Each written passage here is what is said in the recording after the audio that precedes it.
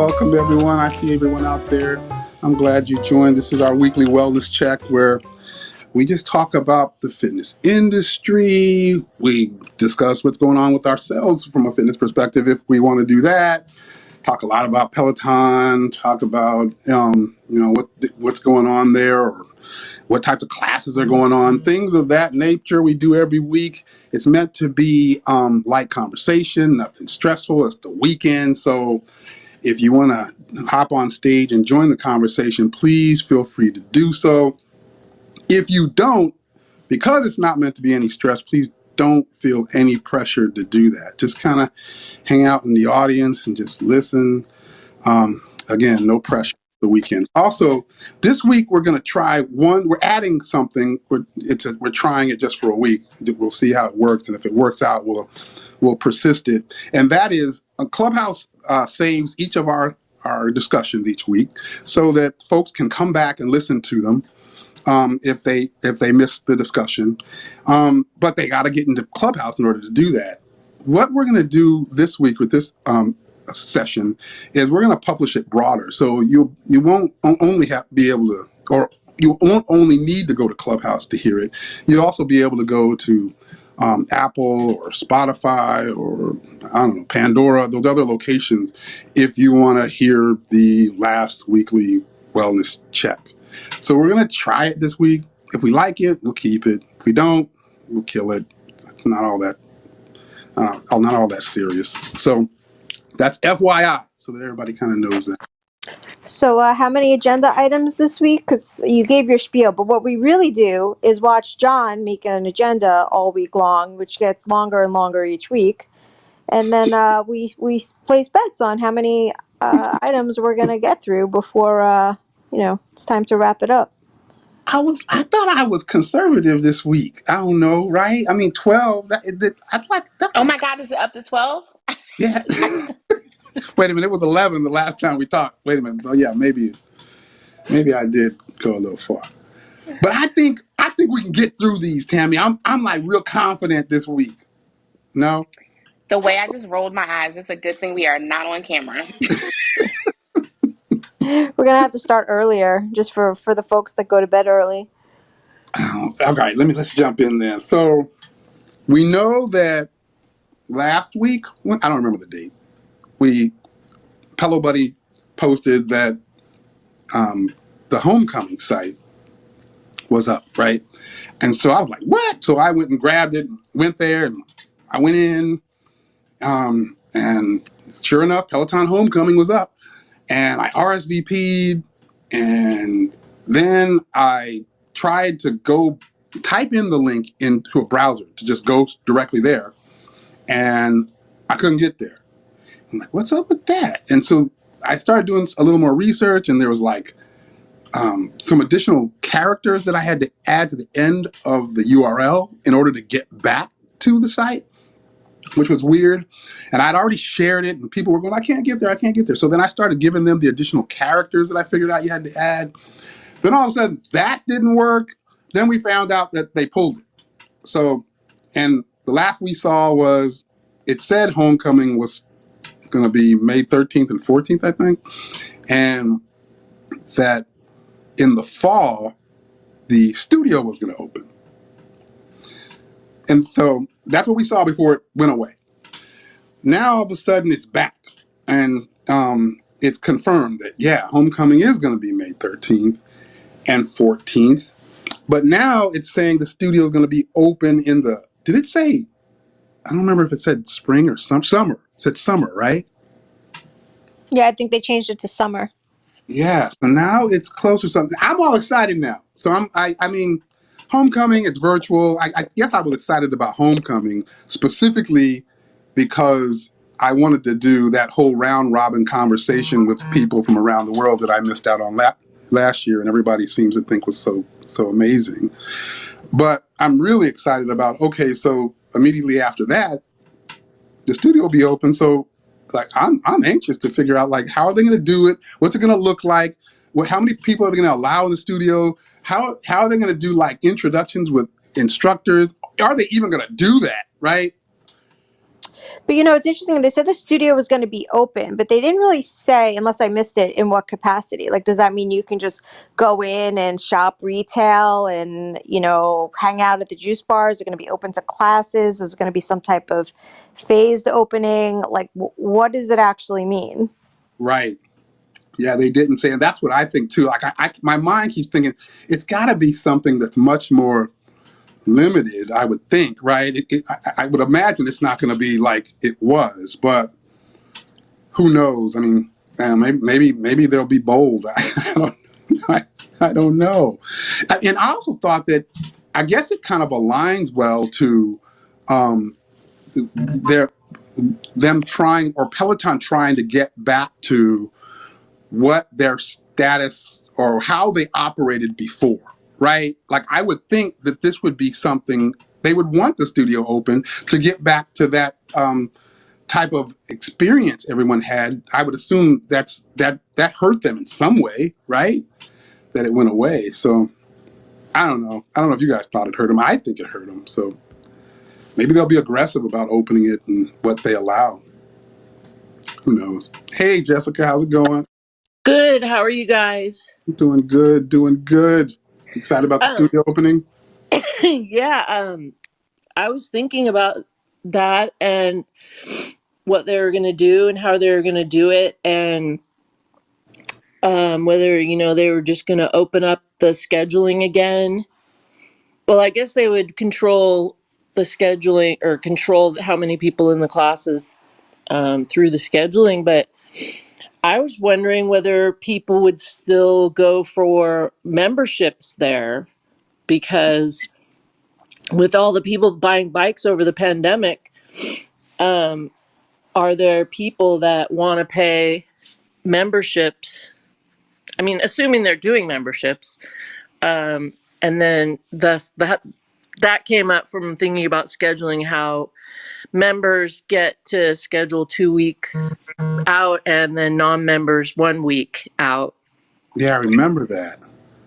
Yeah, and like if they open, like say they opened it up pretty much full capacity, like how long would it take to get into a class? I mean, like, or to get in something, because will there be this influx of people wanting to ride live in the studios? Yeah, I hadn't I thought don't. about the how they used the studio in the past as like the local gym. Like, I remember that. And Right. when they reopen it, are they going to do a similar thing? Like, make it so that that they're selling these packages to folks that live local, and they have like priority. Yeah, I wonder. I would imagine that that may not happen, right? I mean, because Yeah. Well, and also the schedule is not back to what it was before the studio closed down. I mean, a lot of the live classes now are, the Right. UK based studio, the Germany based studio. You don't have those midday classes anymore that used to be free. So That's it'll be, something to think about. But yeah. I just said, one, I don't think they're gonna do the membership for like people who just who live in New York, who want that to be like their home gym. I think it's yeah, become too much of a thing. And I think from a money earning standpoint, they could probably make more money charging per class for people who just want to be in the studio. That's just my opinion. Because they can really jack up those prices, because hey, we're only letting 15 people in the spin studio. So instead Right. of it being Right. $36, now it's $50. Would you guys pay $50 for a class?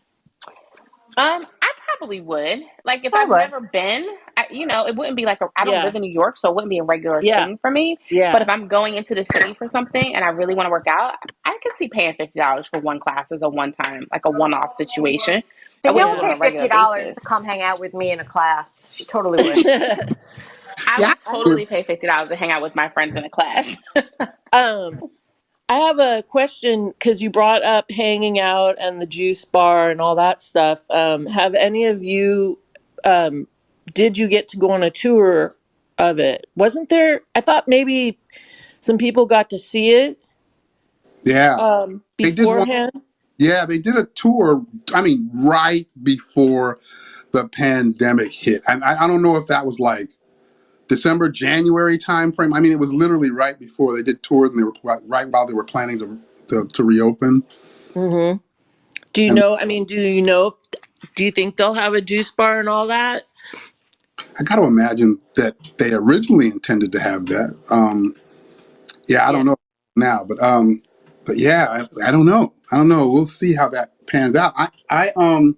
I gotta imagine they would. I mean, the way it was designed, you could tell it was designed in a way to kind of give a more spacey kind of feel to what we got at the other studio, right? Like where we had places to Right. sit and you kind of lounge and hung out and talked and Yeah. it seemed like they just gave more room for that same thing. So Yeah.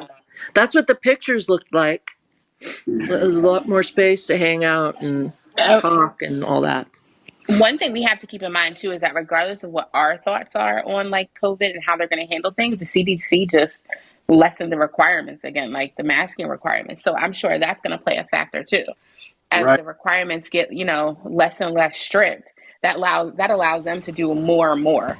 So right, whereas we're thinking, oh, they're going to keep it, kind of tight and closed, who knows what they're actually going to do because, the CDC basically said what, no one has to be masked indoors at this point.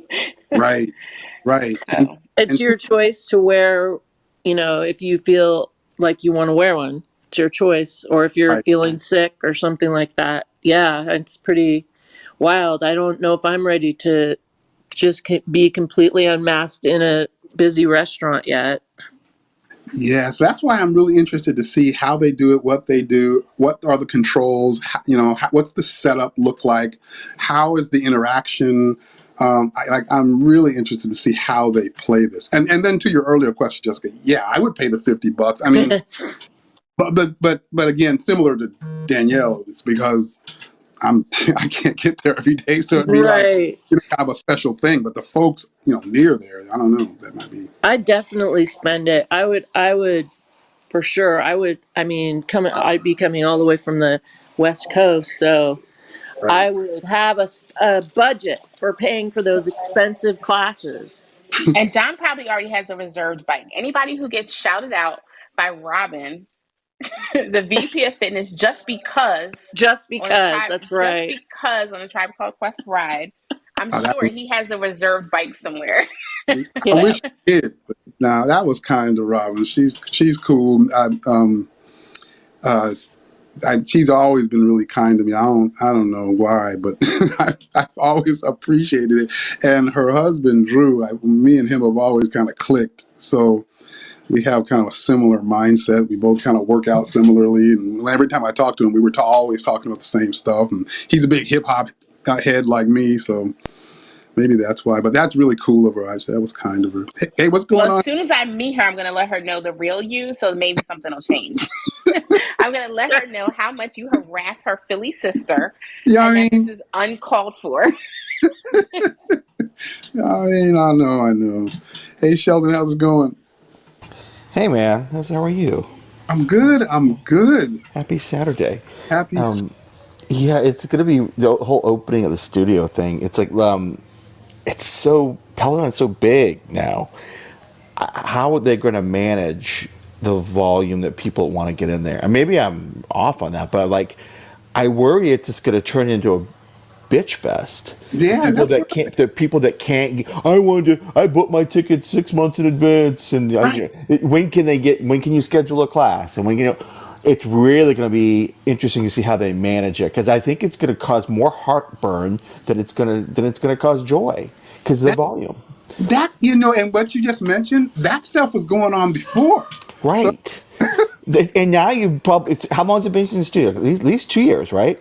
yeah, And how much has Peloton grown since then? Well, you know al- the numbers. almost 2 million members, right? Yeah. So I mean, now so take what they had before for paying, and probably what triple it. And I don't know. I mean, look. You guys don't know. I ride on Echelon. Much smaller. We don't pay for. We just go and show up, and there's always space in the studio. It's a little different vibe. Small. Right. Now, I wonder how much it's gonna cause more griping than it's gonna cause people excitement. I don't know. I mean, Are it'd be you gonna go? interesting. Sorry to I interrupt you. no, I don't have a Peloton. So, No, I'm saying, would you go ride in the studio in New not for York? $50. No, I wouldn't pay to do it. I don't know. I just it's just not my jam. I just wouldn't pay $50 to do it. I'd go for free, sure. But maybe I don't know. I mean, it depends if the hassle it was. If I were there, I guess, Yeah. and I could just and I could just get on and book it. Right. Maybe, yeah. I guess maybe I'd do that. Sure, why not? Yeah, that'd be interesting. And there used to be free classes, but I am confident those Yeah, are they'll charge. They're paying New York rents. I mean, it's that's fine. I'm confident because I And I mean, think I was gonna say I think spin classes at my local gym are like 30, 40, 30 or $35 per right. class.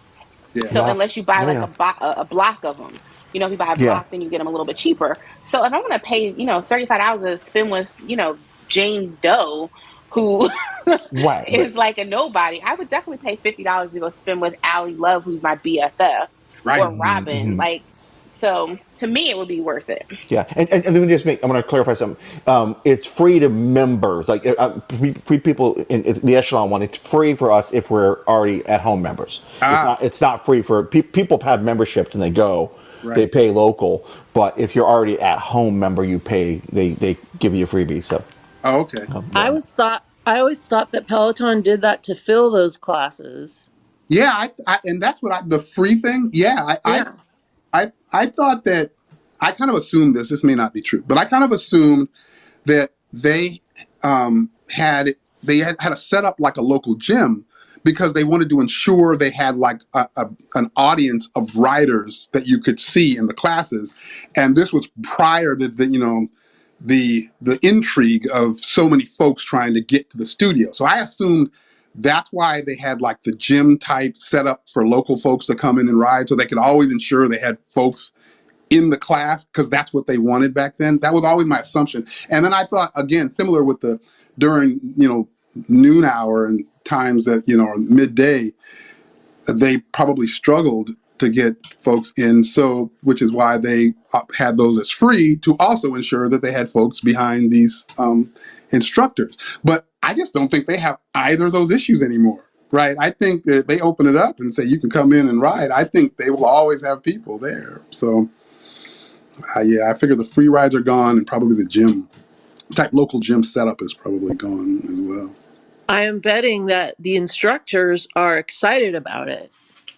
Oh yeah, I heard one of the instructors mention it on one of their lives the other day. I don't remember who. My memory's so horrible. I don't remember which one it was, but it might have been Kendall. I don't know. One of the instructors mentioned it in their live about how they can't wait to have riders in the studio. So yeah, I bet they are. I bet it's a completely different kind of vibe and completely different type of energy, completely different kind of focus. Yeah, sure, they're looking forward to it. Yeah, I was gonna say Allie's mentioned it a couple times in her rides recently that she can't wait for people to be live back in the studio again. So Yay. We'll see if that happens, when it happens, or what. But when it does, I think I'll be down there. I'm most interested in just seeing how they set it up. But it's gonna. I'm gonna have to talk this through with Erica. I don't know. She might be like, I ain't going down there yet. I don't know. I'm interested in a donut date, John. Well, we're definitely doing that. We did that last time. That was all the way back in 2018. That's right, and we're gonna do it again as soon as I go doing that all over again. Yeah. Cool. So the next topic I have on here is that Tribe Called Quest Artist Series, the ride or the classes. Did anyone take any of those classes? I took the ride. It's right. I was Okay, high fiving the heck out of you. that's right. That's right. I I loved love it. I that. thought it was great, and I love the apparel. Oh yeah, I like the apparel stuff, like the woman's sports bra, and then I like the woman's tank, but the guy stuff, like I don't know, I wasn't really feeling all the guys try. I took all three classes. Mm-hmm. I actually got a T-shirt from Amazon. I wasn't in love with the Peloton stuff. Those high neck sports bras feel like they're choking me. It feels like a turtleneck. So This is not for me. Your tribe So shirt was off the chain. I love that. it was a $14 t-shirt from Amazon. See? Well, I would say, wow, that's better than Peloton prices. Peloton prices have gone so low lately. I don't know. Maybe that's You similar. could probably get one for $14. But yeah, I love the ride. I'm actually on every class, which was tough because I I was in New York.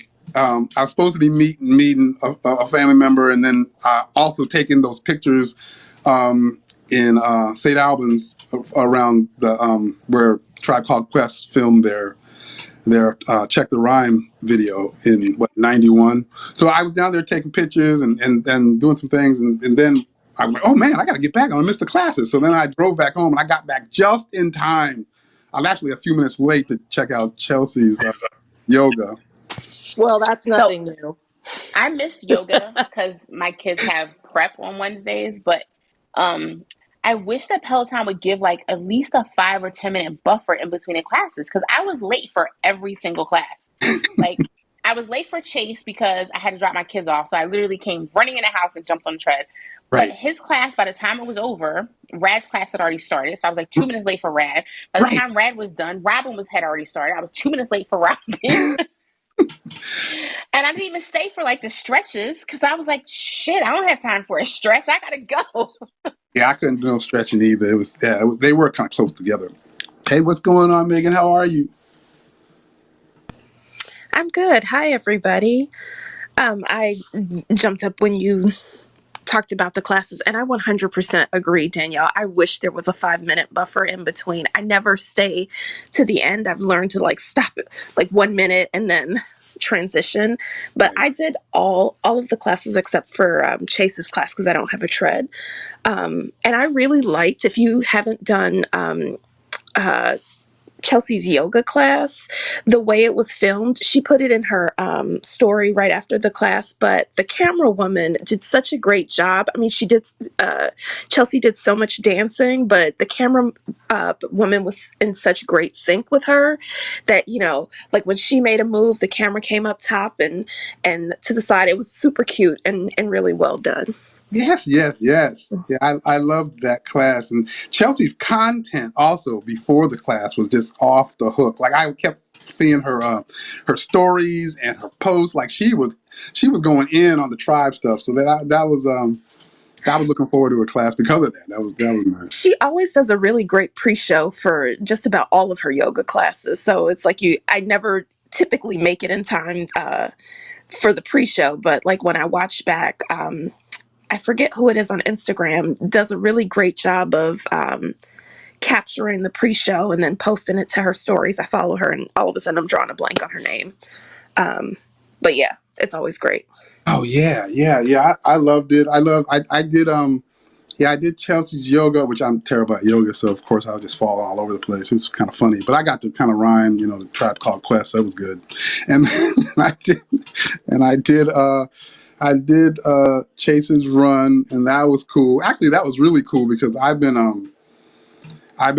Eric has been working with me in kind of getting my weight down.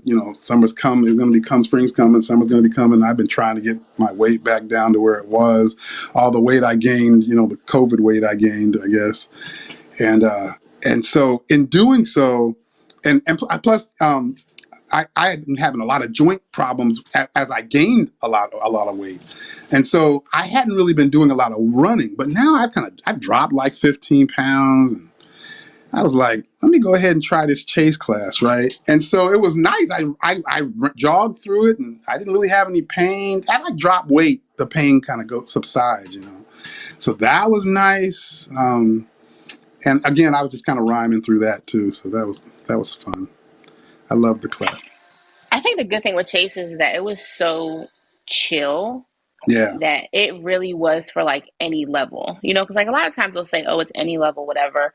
Right. But his really was like any level. Like you could have walked that class Right. and not felt like, oh, I'm walking when I should be running. You know what I mean? Like it Right. didn't feel, I didn't care about what my pace was. I didn't care how slow I was running. Like it really just felt like a really every level class. Like everybody was welcome here, and he had great, facts and stuff. So it was a cool class. Yeah, and when he was like, okay, you can walk here or you can run. It's up to you. I was like, yeah, that means I'm walking then, right? That means I'm walking, right? And Robin's So class yeah, was really good too. I kind of chilled on Robin's because I had already like worked out a bunch, so I was like, I'm gonna chill. I'm just right. gonna do whatever I want, and then she got to the end and she's like, we're gonna like push on scenario. I'm like, yo, I can rap every single line in scenario. I'm not pushing anything. I'm rapping. I'm spitting because I'm part of Tribe Called Quest right now. I'm part of Tribe Called Quest right now. I'm spitting lyrics right now. Yeah, I was doing. You are not getting a push from me, Robin. I was all out of breath. I had to like skip lyrics. I needed like a hype man in my class saying all the lyrics I couldn't say. I mean, Yo, for it was real. bad. Like I could have used a hype man to like help me out because I was like, But it was fun. It's one of those. It obviously, it's they were kind of eclectic when they came out, and they were a few groups of the time. Tribe and Diggable Planets, and there were a few groups of that era that kind of started morphing hip hop and jazz, and so they were a little unique. It was kind of coming into just out of that whole gangster rap era, and so they were really unique, those types of groups. And so I know in today's time, there's folks that never heard of them. I'm sure they didn't draw what many large acts may draw. And when I was looking at the numbers on the classes, it wasn't like big numbers like you would see in some other artist series. But I didn't care. It was all good. I didn't care. I was I like, was shocked at how low the numbers were. And I'm an 80s, 90s kid, so Tribe is like everything. Like I literally know the songs. Like I grew up with that music. So when I was looking and I was like, what? There's only this many people? I'm shocked. Like, what? Y'all are yeah, missing out. I bet a lot of people will take it on demand. This is like a huge vacation week for a lot of people, school's off and everything. right. Yeah, that's a good point. And there's a lot of different artists there dropping. Which, by the way, I have a question about that. There's another one that dropped, right? So a British DJ. I can't remember his name now, but I didn't. David Tanga? Oh, Yeah, yeah. Is that what it is? is it horrible that I don't know who this person Well, I is? think Is they're that I didn't only know who it was either. popular in the UK. oh, they are? I don't know. I never heard of them. Okay, at least I'm not the only one. Okay, that makes me feel better. I was like, I don't know. Am I supposed to be hyped up? I I don't thought he was a jazz singer. know. I'm pretty Oh certain well. he's like a DJ. He He's did. like it's like dance music. Like, and I thought I like kind of knew dance music, and I was like, I'd never heard of this dude. So I like went on Apple Music and played a song, and I was like, yeah, I don't know this. You know how it gives you like the top song, Yeah. and I played the top song, and I'm like, yeah, I It's don't know Pete. this It's Pete song. Tong. I guess I don't know as much dance music as I thought I did. You said Marco says it's Pete Tong, Yeah, right? You Pete said, Tong. right? Yeah, he's older. I mean, I know him, but I don't like follow like that, so I didn't expect too many people to be hyped up on it. Do you know like anything that we may know of what he did or I wouldn't know. No, I know of his name just because of other bigger artists, but he's kind of like a legend in that thing. But yeah. I couldn't name you a song. Yeah, that's where it seemed that way. Like he was, I felt similarly about Tribe. Like I knew that, of course, Tribe from Queens. So, and they got big in the early and mid '90s. So I knew that was going to be a little bit different. But I knew they had like a niche kind of a fanatical following as well. So then I kind of figured, okay, is Pete Tong a similar thing? Like that there's going to be like this niche fanatical following, but it's not going to be broad, which is why I don't know who he is. Or maybe it's just because it's UK. I don't know. But yeah, I didn't know who he was. So I was going to ask, did anybody take any of the Pete Tong rides or classes, and how were they? So, but I'm kind of assuming now that no one knew who he was. So probably not, right? No. Okay, yeah, that's what I thought. Wait a It's minute. like crickets. Crickets. Joni coming up. Maybe Joni took one. Joni, do you know Pete Tong? Hi. I don't, but ironically, I took a stretch last night for Pete Tong Oh, randomly. So I don't know I don't know them from Adam, to be quite honest with you, but I think because it was a Ben Aldis class, so it was EDM, so that's electronic dance music. yep. So it's from that realm. I wasn't really familiar with any of it, and to be honest with you, it wasn't really moving me. But maybe that's just because it was a stretch, so maybe it wasn't supposed to be like pumping like that. But yeah, Cool. I think that kind of aligns. Yeah. Okay. Well, all right. Well, I'll just let that topic go then. We mentioned it, but I didn't know much about him. Um, hey, oh, before I move off, Joni, did you take any of the Tribe Called Quest stuff or?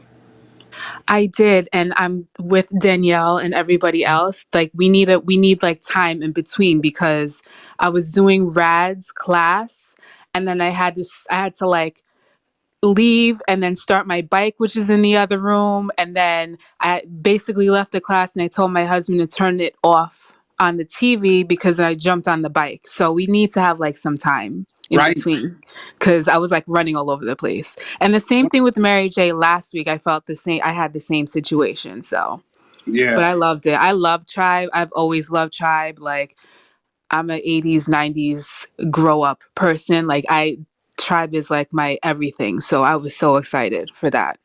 Yeah. Um so excited. That was me too. I was all hyped up. I'm so glad they did that. But yeah, that's cool. I was gonna say it's kind of funny because when they did the Eminem boxing classes, they had these huge gaps, and I was like, I did other classes in between to like kill the time, and now Yeah. for Mary J and for a Tribe Called Quest, they were literally on top of each other. So I'm like, Peloton, get it together. You either give too much time or You're not enough right. time. Like, where is the happy medium? Right. Is there another artist series coming up? No, there's nothing in the hopper, is there? I haven't seen I can't anything remember. yet, Yeah, I haven't seen but anything. we're entering Women's Month, right? So there's got to be something coming. Oh yeah, you're right. I'm sure we'll hear something over the next day or two. Yeah, you're right. Okay, yeah, I can't wait to see what that's all about. That'll be I'm cool. excited about the 2-for-1. Oh yeah, that's right. Yeah. That's Monday, right? Monday night. Yeah, I think But I so. hope he's not canceling because he canceled all his classes this week. So I really hope that he comes through on Monday. Which classes did he? I know he canceled what Today. today, He and he canceled canceled today. He canceled, Thursday. I think, Thursday. He canceled Right. another class earlier on in the week, too. So I'm just hoping that he doesn't cancel on Monday because I'm really looking forward to that one. I Yeah. think he said on Twitter he would be there on Monday. I mean, he was probably still just celebrating and partying and hanging out. Maybe Yeah. he just needed a rest from all of his previous partying and hanging out. But I'm pretty sure on Twitter he said he would definitely be there on Monday. So, Yeah. I mean, and the best part of the 2-for-1 is watching Tunde kick his butt because she gives him the I business. can't Oh, wait. I can't wait. she puts in the work, doesn't she? Tunde ain't no joke now. You can't just And be. she will call You him can't. out in a second. Yeah, if he Do you doesn't think show they're up, Tunde's gonna put him in his place if he doesn't show up. gonna Tunde I don't. was just wondering, don't you guys or what do you guys think? Do you think they'll put up the screen in between? I think so. I would think so, right? Because they haven't lifted like those mandates yet, right? So I'm assuming they They will. didn't have it between the treads for the Adrian Jess Oh, you're run. But right. they were so far away, though. Yeah, Like, they true. were so far apart. I don't think the stage is big enough for the bikes to be that far apart, whereas the treads aren't on the platform. the treads are on the floor, so they can move them as far apart as they wanted to and still get the camera angle. But the bike is up on a platform, so there's only but so much space, Yeah. which is why I think they put the glass in between them. The So, part that doesn't make you sense know, is what's the point of the glass when they're hanging out in the dressing room with no mask together? Like, what are they gaining from it? You know? someone else said that too. I mean, and all the production staff is still wearing a mask though, because if you see everyone else, you know, if they happen to pop up on camera or hand somebody a water bottle, like they're still all masked. So it's just like the talent that apparently isn't masked, and then they all hang out together afterwards without mask on. So I don't know. Well, this is be a one. I'm now you're gonna have me like looking to see Jessica. now I'm all interested in that. Be all eyeballing for the plexiglass. I was thinking they wouldn't, but I think they will. I mean, it's just, I guess, I don't know, with all the sweat flying. Yeah. I think they will, just like I said, just because of the spacing issue. Like the Yeah. Yeah, platform just isn't that big, so they Yeah. can only move the bikes but so far apart. So Right. yeah. I was So, thinking there was enough room if you put them each, but that's right. They can't like be right on the edge. They can't. right. So let me do a quick room reset. Again, this is our weekly wellness check where we just talk about the fitness industry, fitness products. We talk about our fitness journeys. We talk about fitness classes, and it's meant to be a light conversation. It's not meant to be any stress. So if you want to join the conversation, just hit the hand in the lower right of your phone, and we'll bring you up on stage. If you don't, it's all good. Feel free to just hang out in the audience. No stress. Also, this week, I mean, these sessions are recorded and they live on in Clubhouse, so folks can listen back to them if they want to. This week, we're going to publish this one out so that people will be able to get to it in more places. So you'll be able to go to Clubhouse and hear it, or you'll be able to go to Spotify and hear it if you like. So just an FYI so that you guys know that. We're going to try it this week. If people like it, we'll keep it. If not, we'll pull it. Anyway, I think this is like a nice launching off spot into. I guess I'm kind of skipping two topics, but we'll come back to them. But launching off spot into Alex and the MVP and all that happened because he got that MVP at that celebrity basketball game. That was crazy. Did you see some of the pictures that he was taking? The people he was taking pictures with, the trophy. That was crazy. I was out of control. I got Cario. Hey, what's going on, Clark? What's up, John? I just want to. I know you took that. I'm gonna back up a little bit because now I see. I know you took that Tribe Called Quest line, Man, right? I actually paused on it You because paused on. I You paused. wanted to take it at the right time. Right. You know what I mean? Like I thought I was going to do it on Friday, but I kind of paused, Okay. and, Okay. and and then I just want to make sure I do it the right time. I think I'm going to do the Chase run Oh, actually. I hear you. Yeah, that was good. They were all good. So yeah, you can't lose. I love the ride. The ride was off the chain. So, I think Sunday is going to be the day because it's a chill Sunday. No, rainy outside. It'll be great. oh yeah, let me know what you think. Definitely. So But yeah, go ahead. no, I was going to say the MVP. That's what you're getting ready to get into. Yes. Alex balled out. Yeah. Let's just go ahead and He say it. ball, yeah. He balled out on him. You probably saw me. I was over here losing my damn mind. When he stole the ball, ran down the sideline, spun on him, got the dish, and then got the assist. See, I just lost my mind on that one. I don't Yeah. think But I've been talking. anybody was ready. they weren't ready for that. Yeah, I loved it. I was over here cracking up and laughing and clapping all at the same time. It's hilarious. And then, the second half. I think, did we talk about this? The second half, um, that I keep forgetting his name. That Jimmy country Allen. I singer, was just about to say that. Jimmy Allen. He starts scoring, right? So then I started thinking, oh man, he trying to come up and get the MVP, right? But no, I think Alex ended as a leading scorer, and he clearly had most energy, and the squad won. So So yeah, it made sense. But I mean, he talked it into existence. He had been saying all week he's gonna get the MVP, and I kept saying, well, don't have somebody across you up, right? Don't On let your national. Kelly dunk on you. Don't let that happen. Oh yeah, I know. Did you see them cats? I know that was crazy.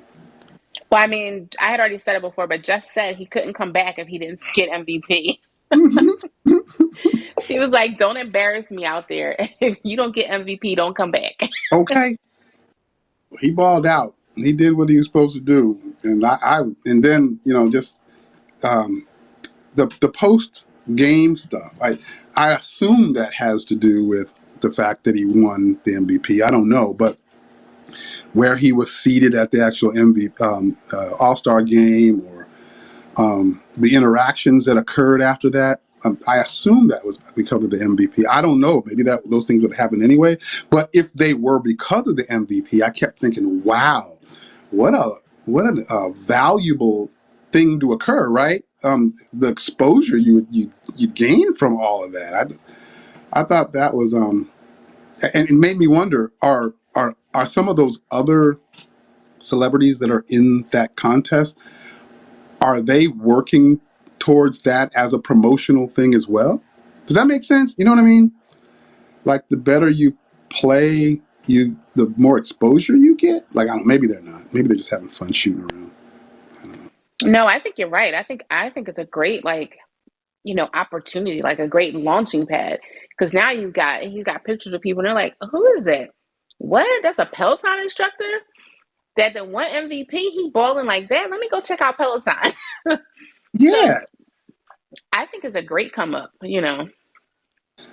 that's what I thought. I mean, I don't know if that's the intent, and I don't know if others are doing that, but that's what I thought. I thought, yeah, that's an amazing come up. That's some amazing stuff to gain from getting the MVP there. So No, it aligns really well too with the whole ESPN crowd. When you really think about Alex and how he's connected to a lot of the ESPN commentary when it comes to like Booger, right, and almost all of them love Alex. So for him to go in there and just dominate like he did, right. it was nice. It was definitely alignment with ESPN's belief in Peloton and him. That's another good point I had thought about also. Yeah, you're right. So you have all of these, athletes and former athletes that are taking his classes. Then you got the ESPN folks that are keep promoting what he's doing. And now you have an actual sporting event where he's participating.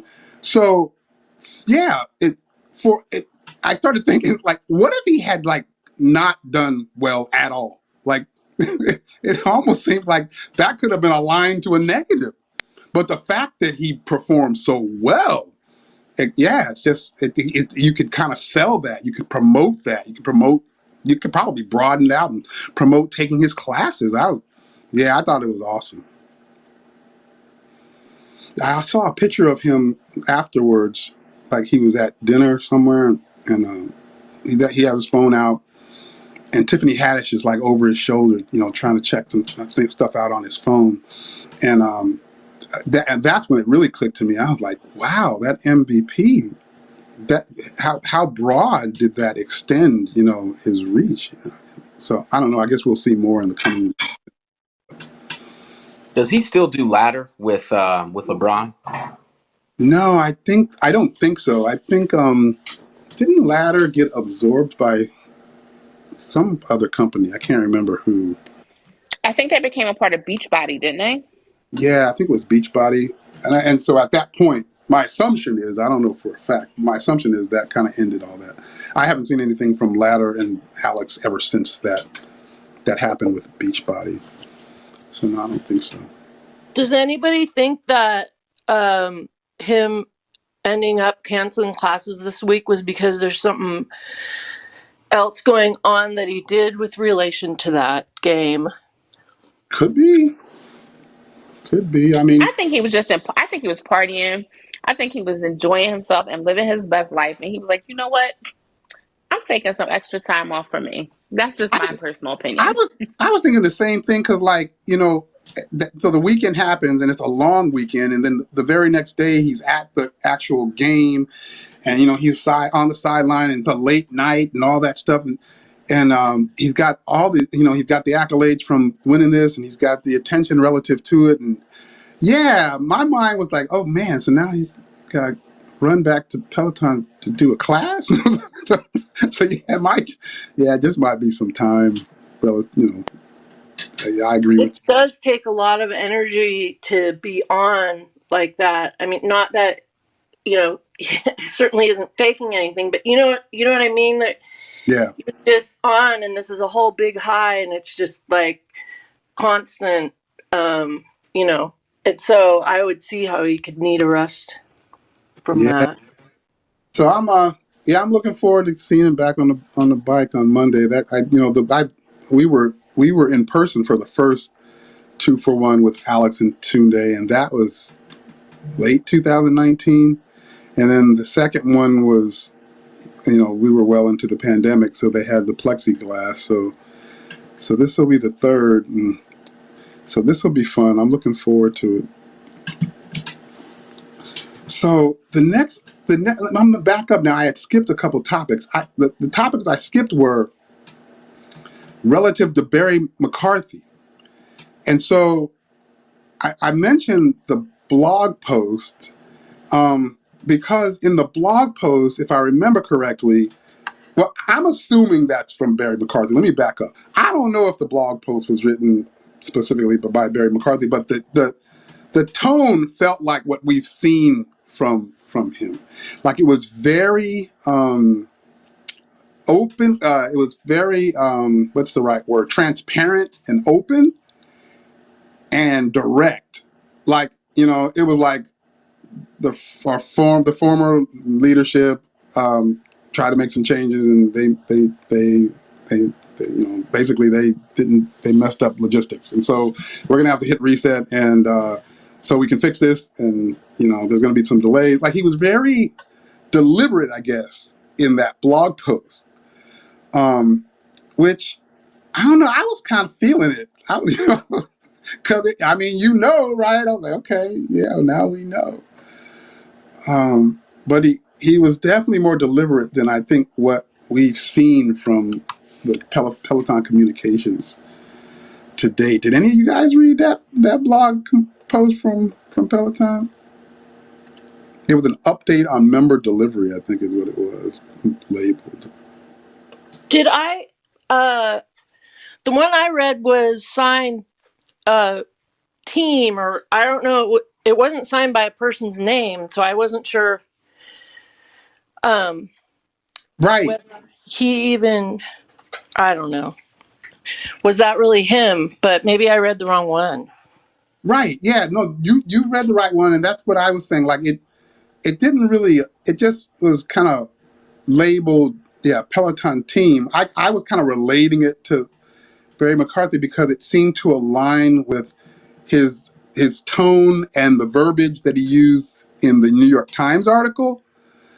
So I kind of just went, okay, yeah, this seems like a direct, something that was a directive of or came directly from Barry McCarthy, right? Because it just seemed to align, same tone, same type of message. But you're right. I don't know. I don't really know if he was specifically the one that wrote it, but definitely very direct. Yeah, I'm reading it right now. Yeah, it's just, I don't know. This is like, hey, we're resetting. If we screw up, we'll give you a month free. Right? Is that what I'm reading? Right. Yeah. Yeah. It starts with let's see. I skipped past it. Let me back up. It says, as many of you know, our previous leadership team made certain decisions during COVID regarding the Yeah. supply and operations that did not work. Yeah, I'd love to know what those were. I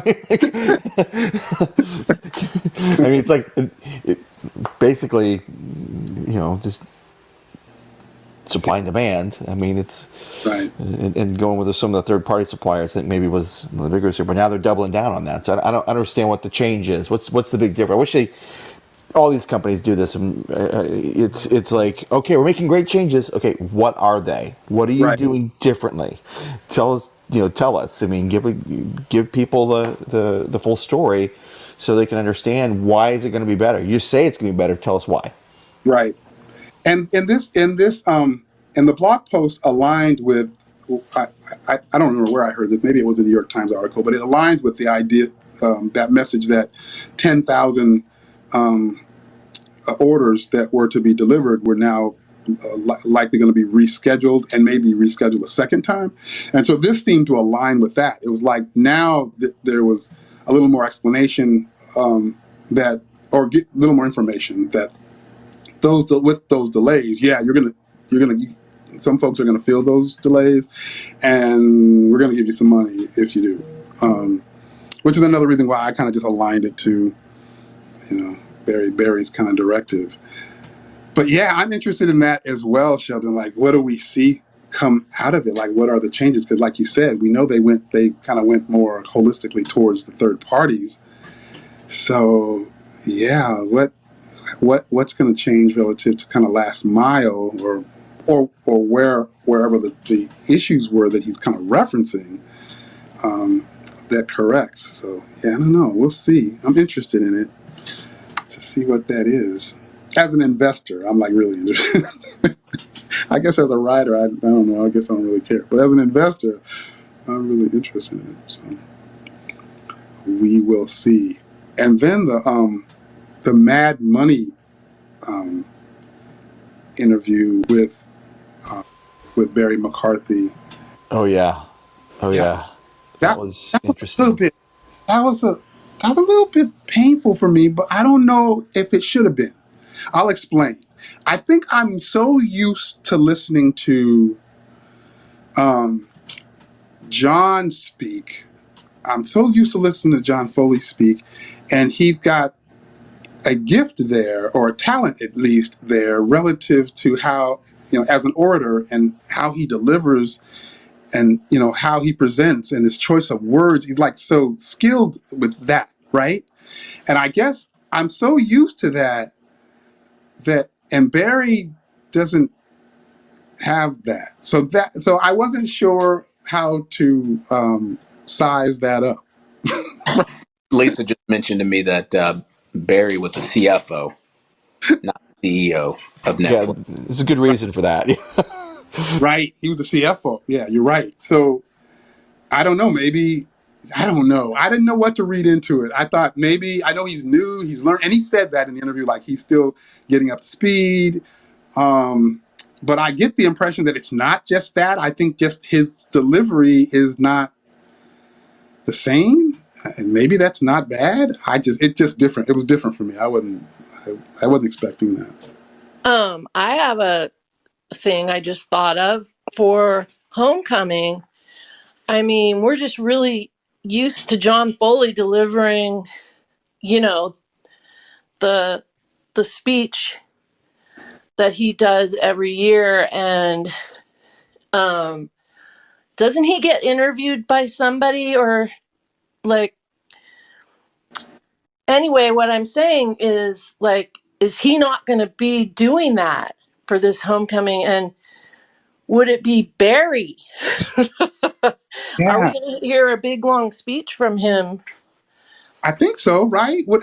This is why I think that I'm assuming it wouldn't be John Foley. Right? I'm assuming it would be Barry for a couple reasons. Well, for one primary reason, I think they're going to be announcing things like Tunde's Fitness Flipped podcast, and like Danielle's rower, right? And I think they're going to be announcing changes that I believe they're going to align to, like this turning over a new leaf. We're going in a new direction. Things have been corrected, and in announcing and talking to those things, I would assume Barry would want to be the face to announcing all that stuff, right? Well, I really hope he gets some training before that. Yeah, yeah. It was. I just pulled it up again and watched a little piece of it. It's Ouch. not his strength. Yeah, ouch. And look, Peloton, if anything else, it's a fitness company, but it's also an image company, and it's brand. Right, It's so much is important there, and the CEO is the face of the brand many times. right. And look, you just have to. his best move is to come out and act as an MC if for homecoming. This event, the event is to come out, act as an MC, and bring out other people to tell the story, because it is not his strength. I mean, you can just see it. That's what I felt like Yeah, that's not his strength. That doesn't mean that he's not going to do some fabulous job yeah, in them. absolutely. I just, as an orator and as like that presenter, I Yeah, can feel it. That's he's not not a great me. vision presenter. I mean, look, Steve Jobs was a great vision presenter, right? Right, He's one of those guys that was fantastic at it. And the new fellow, his name escapes me. Not bad, but he's right, not Steve Jobs, right? right.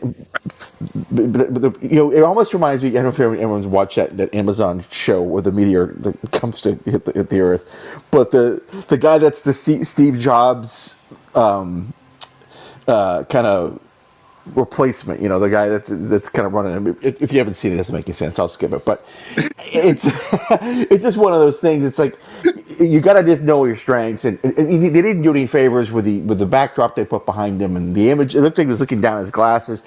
They failed at that. That someone should have really propped him up a little bit better in terms of like just put a bike behind him, do some vision stuff. Make it. Put some energy behind it, and at least distract the fact that he's not the best orator in the world. And I mean, I think he's brilliant. If he's a smart guy, he's going to bring a Right. lot of value.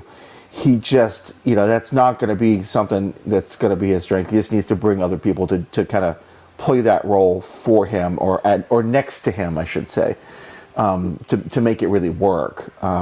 Because it can get ugly in some cases, particularly if you're doing a more I mean, this is a finance guy, and it wasn't even good for a finance guy, right? In terms of to that percent. So imagine it being like in a more member-oriented situation. I just don't know if it's going to work. I mean, it'd be interesting to see if he tries and he pulls it off, but he's going to need some coaching. I think whoever said that before is absolutely right. He needs to get some coaching on this.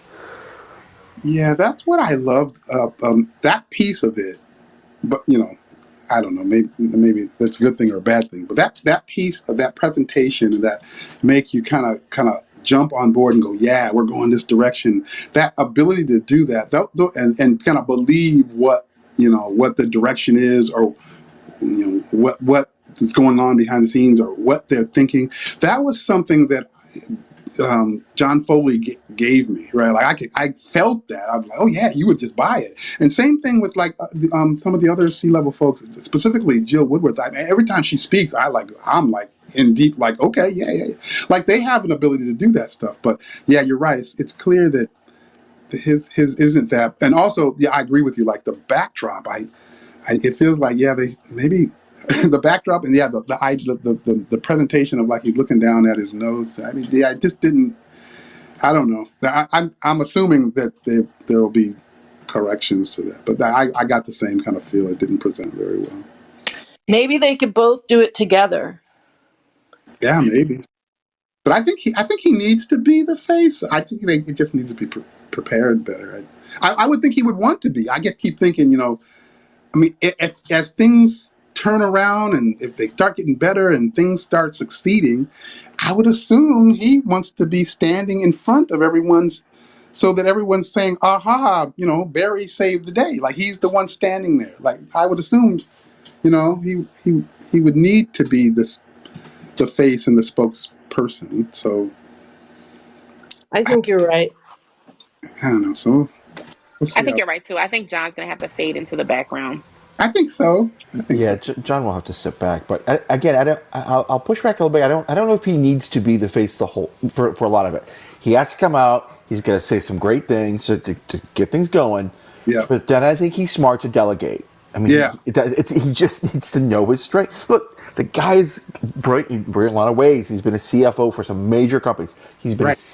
CFO Right. for major companies. He's a brilliant finance guy. He's probably got a lot of value to bring to the table because fiscal irresponsibility is why they had the problems. Right. So they need to bring someone that has that and has a tight grip on it. Yeah. But I think if he's smart, he'll know when to bring in the rest of the people. That's what a good CEO does. They bring in people to fill the Right. gaps where they don't have strength. And so I think he needs to come out, do a very prepared speech, and then let other people step in the spotlight. Give some other people some, not John. John needs to fade back. I think that's 100% right. But bring some other people to the front. Bring his marketing person up. Bring his chief product officer up. Bring the people that are Right. help building the vision. He's building a new team basically. A lot of big people are leaving. He should be introducing them, right? Who's bringing it? He's just going to find the right people that know how to tell the story. Yeah, I can't wait to see the next kind of presentation where he's in that scenario. And I think you're right. I think there'll be. You're probably right. I think it'll be a delegated thing, and we'll see other folks. But yeah, I'm interested. We'll see. All right. So the next topic I had was so I saw on Peloton's page that they're going to be dropping a new strength class with Jermaine Johnson. I see. This tells you how many of the strength classes I do. It's terrible. I thought Jermaine Johnson was already doing strength classes. I didn't know this is his first one. So yeah, I guess it premieres on March 1st.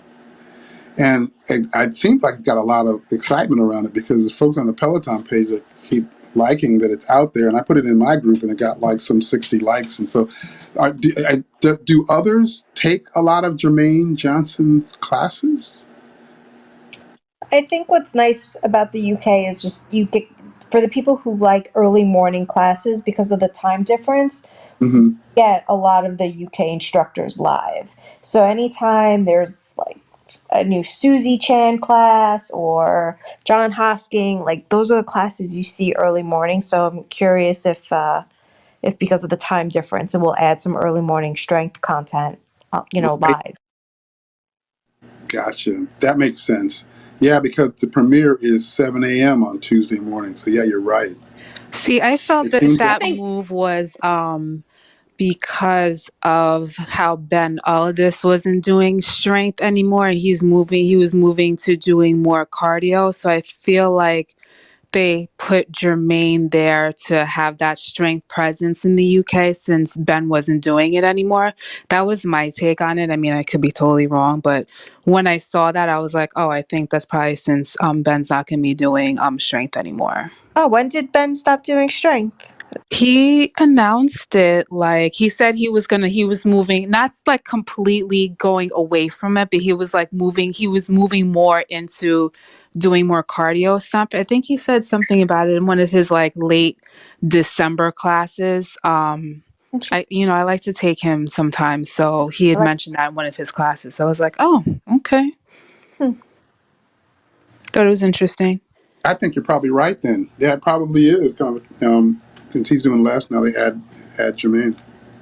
I I think just want to know when we're going to see Marcel and Kirsten teaching strength I'm or boot scared for camp. Mars. I'm scared to take a Mars. If she does strength, I'll be scared to take that class. All right. She's a I'm little ready for crazy. her. I'm You ready. ready? I can't Tell wait. me. Yeah, I want her to. Yes. She would probably teach a killer boot camp too. Yes, she would. Yeah, that boot camp would She be would murder 'em. crazy. It would be It would crazy. be crazy. Give I'd Jess be, money. I'd be faking. I'm gonna be in that class faking. I'm in every class faking right now. I'm so over these instructors. They're all crazy. Okay. I'm Marcel kill me. Hey Judy, how's it going? Good, John. How are you? I'm feeling Um, good. good. I recently have been taking a little bit more of the UK instructors on the tread, and Jermaine he's really good. His playlists are really good. I really like him, and I think he'll do good. I'll be interested in seeing what he does in the strength classes. I've also started taking some of John Hoskins' Yeah. tread classes.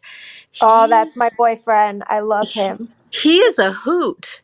Uh, I really he's very entertaining, and I don't know, don't sleep on him because he's been he's good. He's entertaining and fun, and his playlists are fun. Yeah, he's So very good. You got me yeah. here looking. Wait a minute. Okay, He's so a riot. Yep. who are we talking about? Which John one? John Hosking. Hosking. Yeah. I he did a Latin class this week, a walk. And it just happened to be a milestone walk for me too. And he just, you know, he has his own little party on the tread every time he's on there. So if you're looking to just kind of escape, he's someone to check out. Like Is he's just happy to be there. He he's is. he's a UK instructor, right? Yeah. Yes, on the Oh, I see him. tread. Oh yeah, I see him. Oh yeah, I have to try that out. I wish some of them could cross over, or at least already the cycling instructors there could maybe do boot camps. Mm-hmm. It's so limited. Of course, I'm the live ride addict. Although I've been much better lately doing OD because I got the bike class. But anyway, Don't they have like a lot of? It seems like it feels like to me that they've got a strong set of UK based instructors now. Like I love Susie Chen, I love Jocelyn, and now you guys are telling me about John Hoskin and Jermaine. Like it seems like they built like a good, strong kind of core set of instructors over there. Yeah, I think they've done a really good job. And if you haven't taken Jermaine's premiere run, definitely take it because he's got a really cool story. And he talks about how how he came up and like where he started from and how he got to where he is. And Yeah, he's just got a really, really cool story. I remember that. That was a good class. I think, wasn't he a backup dancer for somebody? He was, I don't remember I who, but he definitely was, he started out as like a dancer and he came from like a really rough neighborhood and like I it's a good like story. Jack Jackson or somebody. Yeah, Could have bought. He's very endearing. His premiere class was good. That's what kind of got me hooked on him as well. Wow, yeah. And those are the types of classes that I'm just now getting back into the runs now. I mean, I had put on like 25 pounds, like and I've dropped 15 of it now. I got like 10 more to go. But and as I was gaining weight, it became, of course, harder and harder to run with my bad knees. So now, that I've dropped a lot of it, I'm gonna get back into the running. I mean, Jermaine's very like relatable, but I also think in general, I think Peloton does a really good job of finding instructors who Right? are relatable, who have like a background where you're like, I was there, I know that, that's been my life, or you know what I mean? Like that's been someone in my family, like I know that, and I think they just done a really good job with their instructors. There's no one that they're all athletes, but I'm just saying, there's no one that has like this perfect little bubble of a story where you're like, oh, yeah, I don't know anything about that. There's something I think with every instructor that you can like tie into and relate if you know their background story. So I think that's really cool at Peloton. Right. Yeah, I agree. And there used to be a time when they had so few instructors that even if you didn't really tie in, you still kind of just took everyone because, there was only like 10 or 11 instructors. And so you just kind of incorporated something from everybody into every class because it was just kind of a community type thing. You wanted to make sure you're supporting everybody. But now you can't really do that. There's so many. So I think people kind of just align now more more definitively to the instructors that work best for them. I don't think that old school way of how we used to do it really works anymore, right? Am I wrong? Because I just there's some instructors I still haven't done yet. There's others that maybe I took a class here or there, but I'm really kind of centered in on like 3 or 4 instructors now. Like it's not as wide open as my classes used to be. So I have my core I was group, like that. but then I have like I try and hit everybody because at the end of the year I wanted to say that I worked out with 76 out of 76 Peloton instructors. Yeah, That matters to me. So yeah, I will take a class with every single one of them, and the new people when they come in I try and always take their premiere class just to be supportive. right. Whether or not I take another class with them, is up in the air, but I do try and take at least the premiere class with like everybody new that they bring in. So That but makes. You were saying, Judy? Oh, I was just going to say, I was like you too, John. And so I've just recently been trying to venture out a little bit more. Um, and it's a good thing because you can find little nuggets in people out there that you haven't taken before. So Yeah. You know, a topic, this just reminds me of a topic we talked about last week, so forgive me for bringing it up again. But remember, Danielle, we were talking about the strength classes. I guess it's the lines of Jermaine Johnson's class. We were talking about the strength classes, and I told you, like, I struggled to take them because they're all too fast for me. And then you were like, well, just take a longer one. And I'm like, all right, I'll try a longer one. Yep. Jasmine came to me, you know, Jasmine went years and she didn't use any of this equipment. And then all of a sudden she started using the tread and she got deep into like Marcel and Kirsten and Jess Sims. And then she's lost all this weight. And so now she's turned to, well, she's going to try to start toning. So she's getting into strength. So she took a couple strength classes and she came to me this morning or so. And she was like, you know what? These classes are way too fast. Like she said the same thing I said.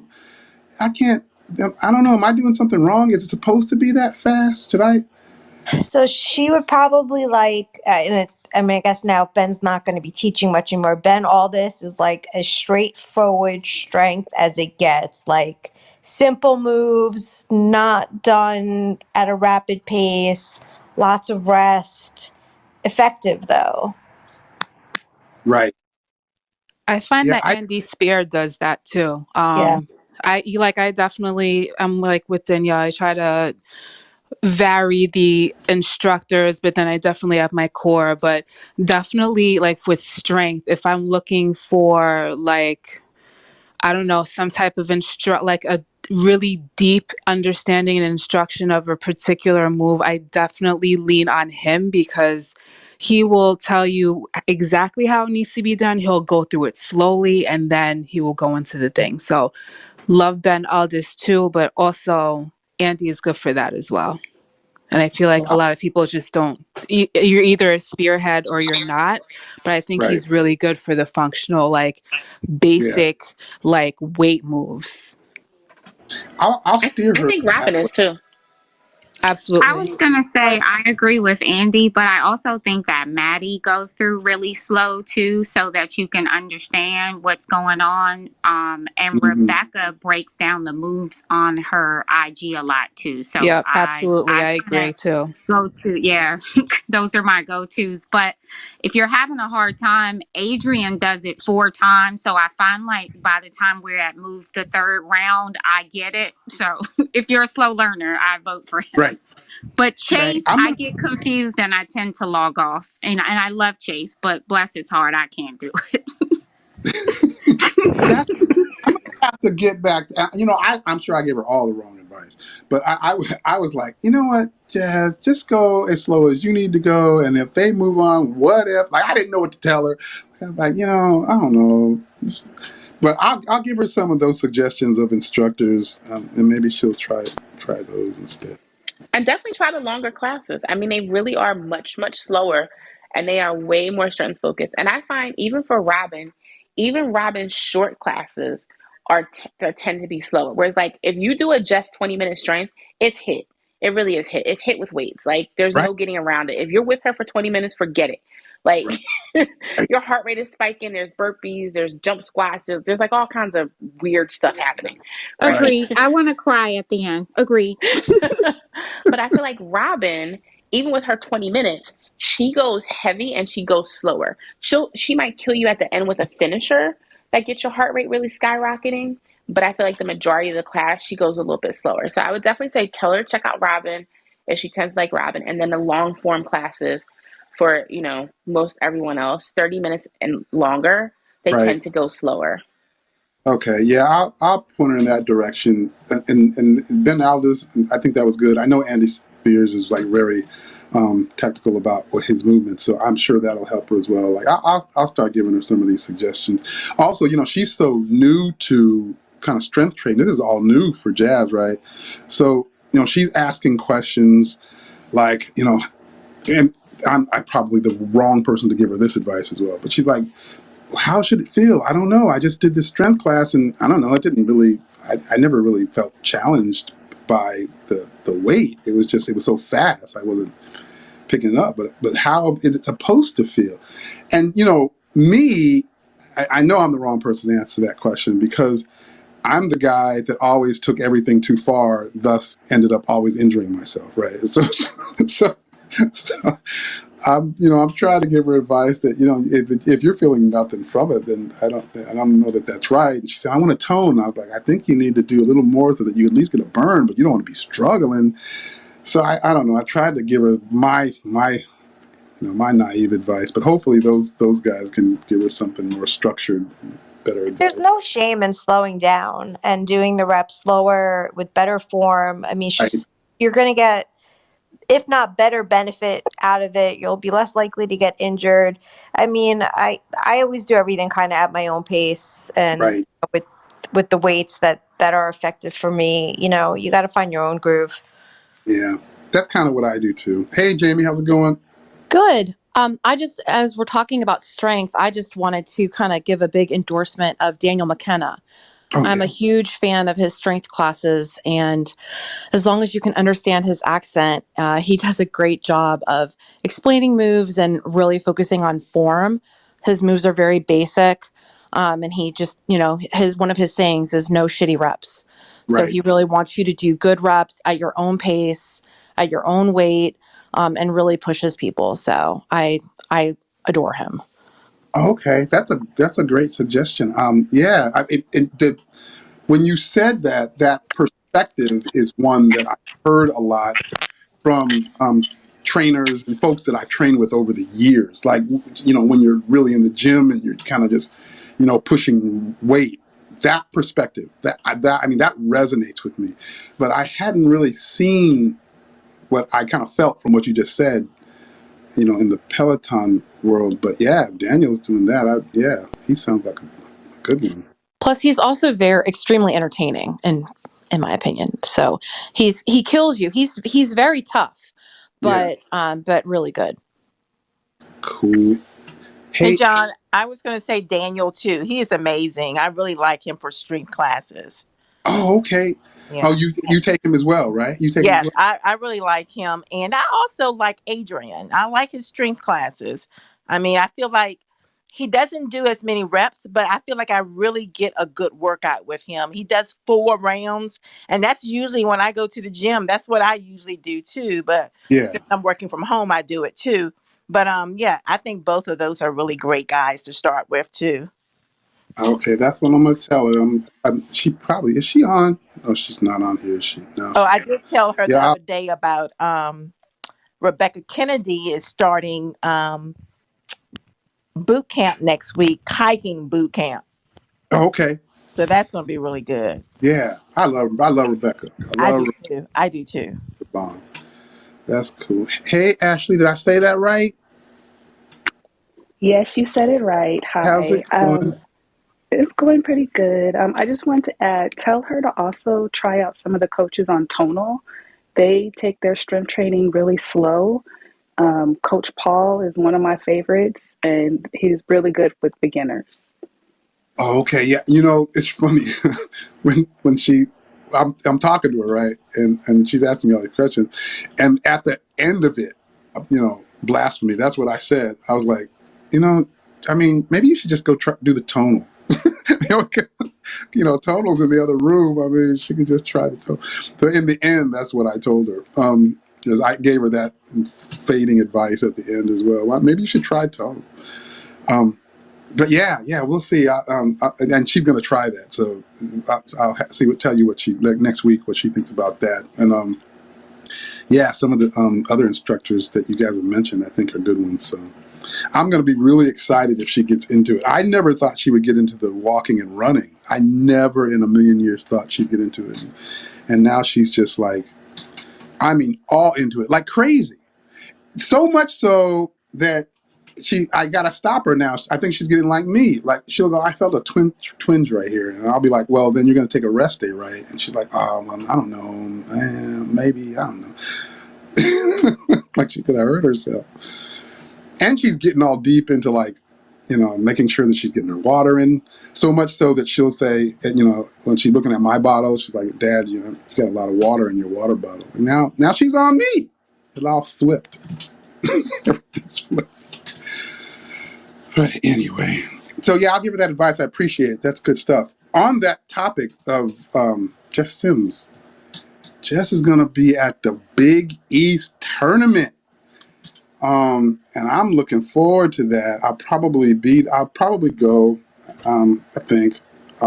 I don't know if any of you guys live anywhere near Uncasville or Connecticut, or are interested in going or not. But if you are, but I thought I would mention that in the event you are, because she's going to be there during the tournament. She's going to be in arena host, and it's fun kind of watching her when she's doing that stuff.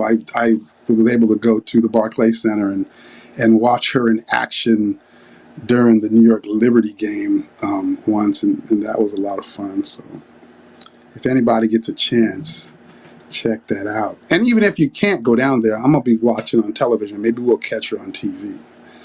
So I'm excited for all of them. It's kind of, it's wild that they keep getting these opportunities for more, greater exposure. I think it's pretty cool. So we'll see how that goes. The next thing I had on the agenda was the Tunde podcast thing, Fitness Flip, it was placed up there, then it kind of disappeared, and we haven't seen it come back yet. But we know, we know at least one guest that's going to be on this podcast. One of the members in the Run Lift and Live group, we know he has already said that he was interviewed for that and was in studio on that podcast. So now I'm all excited about that deal, like hearing what that's all about. Did you guys see that? Did anybody catch it before it went away? I did. So when we don't think it's coming back till homecoming, is that what we're That's thinking? that's John's guess. Well, we know the accuracy of John's guess. So anyone else want to guess? That, that's why Damn, John, she just shaded you so bad. that's why I had to qualify that. Because she's right. That's why I had to. Okay, that's just John's guess. All right. No, don't go betting on that. Put no money behind it or nothing. That's just John guessing. Like my mind is thinking that. Okay, how much are they going to announce in the lead up or at homecoming? And wouldn't they want the new CEO to have some things under his, some things that are, aren't just little bite-sized things. I mean, they want something tangible to announce, and it sounds That's like how he's you going to could. win over Danielle. He's going to announce the rower. That's right. He's going to announce the rower, and I'm figuring they're going to announce this podcast thing, and they're going to have all this hoopla about who's going to be on it and when, and they're going to be talking to Common and a whole bunch of people. I don't know, right? Listen, That's was my. if the pause is like the damn pause button from last homecoming, and there's no rower announcement, we're gonna have a problem. I'm gonna be real honest, Danielle.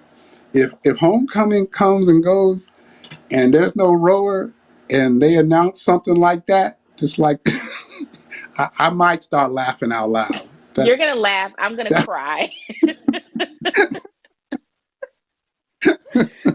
We'll do an impromptu clubhouse while you're laughing and I'm crying because he announces the damn podcast as like the highlight of homecoming, and if there's all no now mention of a rower. if all they announce is a podcast and no rower, we gonna do an impromptu clubhouse. Just talk about this, and I might not be able to speak. It might just be all laughter.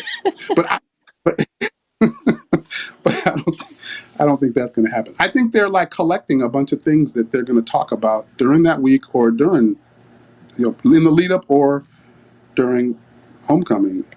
And my guess is this Tunde thing is a part of it. I would think they would kind of use the podcast to build up homecoming, though, right? That'd be nice, right? Like, you get people excited. You've got whoever celebrity she's interviewing, whatever actual Peloton member she interviews. And if it only comes out, once a month or so, if that's all it's going to drop, then you've only got, what, 3 before homecoming? No, they Right? said they're doing like 2 a week. Oh, 2 a week. Oh, that's a lot. I don't remember the days though. Didn't they say like, I don't know, Tuesday, It was Thursday? I don't remember. Tuesday, Thursday, John, I think. Yeah. Okay, that's a lot. But I That's was just thinking if it wasn't that many, then they could use it really to like build the hype around homecoming, but 2 a week is a lot between now and Well, homecoming. one So was maybe it's not coming one now. of them was, I think, exclusively a member, right? Is that right, John? Yeah, Thursdays was just exclusively a story of a member. Right. So you're right. I mean, yeah, Danielle. I mean, I could be way out in like left field all by myself. You could be right. I mean, I know they're recording them. We know they're recording them now. So you're right. They could just start dropping them in leading up to like you're right to like bring hype to the event. Could be. But like, I'm still gonna stick to my prediction though. who is the person who's like responsible for posting this stuff and then takes it down? Like, is it really getting posted as an oversight and they're like, oh wait, we weren't supposed to leak that yet, pull it down between the homecoming announcement, the podcast, or is this a calculated move that they're just trying to throw like little This is teasers what I out think. there and get us talking, or is someone just really freaking bad at their job? No, this is what I think. I'm giving you my opinion. This is what I think happens. I think they underestimate. I see you, Crystal, my fam, Crystal. They underestimate her. They underestimate the folks out there that are looking for these things. I think they underestimate it, and they just figure nobody's looking for that. And then we see it, and we start publishing it, and then they go, "Wait a minute, they were." I think it's an underestimation I don't of. know. I I agree. think they intentionally did. I think they You think did. it's intentional? I do. I do. Listen, it's so easy to put a web page in a draft and not do anything until you're ready. You can even put the timing on it when it drops, when the page releases. It is not hard to do, and I think they dropped it for a reason. I could be wrong, but maybe they wanted. Everybody's talking about it now. Everybody's talking about it, and now the mystery's on. Ooh, what's it really going to be? Ooh, we don't. I'm I don't trying. know. We'll Maybe see. I'm trying to give too much credit. Okay, I'm probably trying to give them too much credit. I don't know. I agree with Sheldon. I think it's intentional. If it's not intentional, somebody should be fired. Like you can't have this Well, many damn mistakes unless someone you're may the have been. weather person. Okay. I mean, it could have been someone. It could have been someone on the way out the door too. You don't know. Ooh, That that's was a good number one. 27999. I Uh, hope so. If it was not intentional, I hope so. I hope they're gone. hey, Crystal. Now, so do you know? Do you have any insight into how this happened?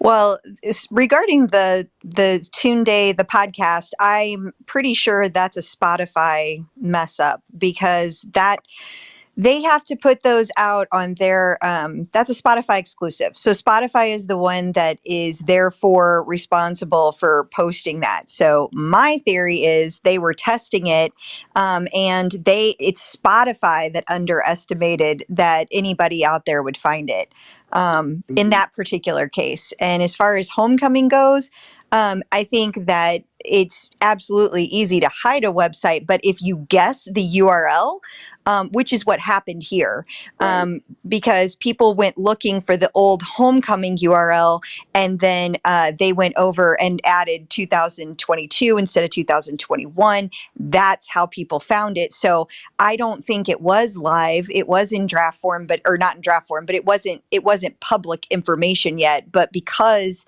they guessed the URL, you can still get to it.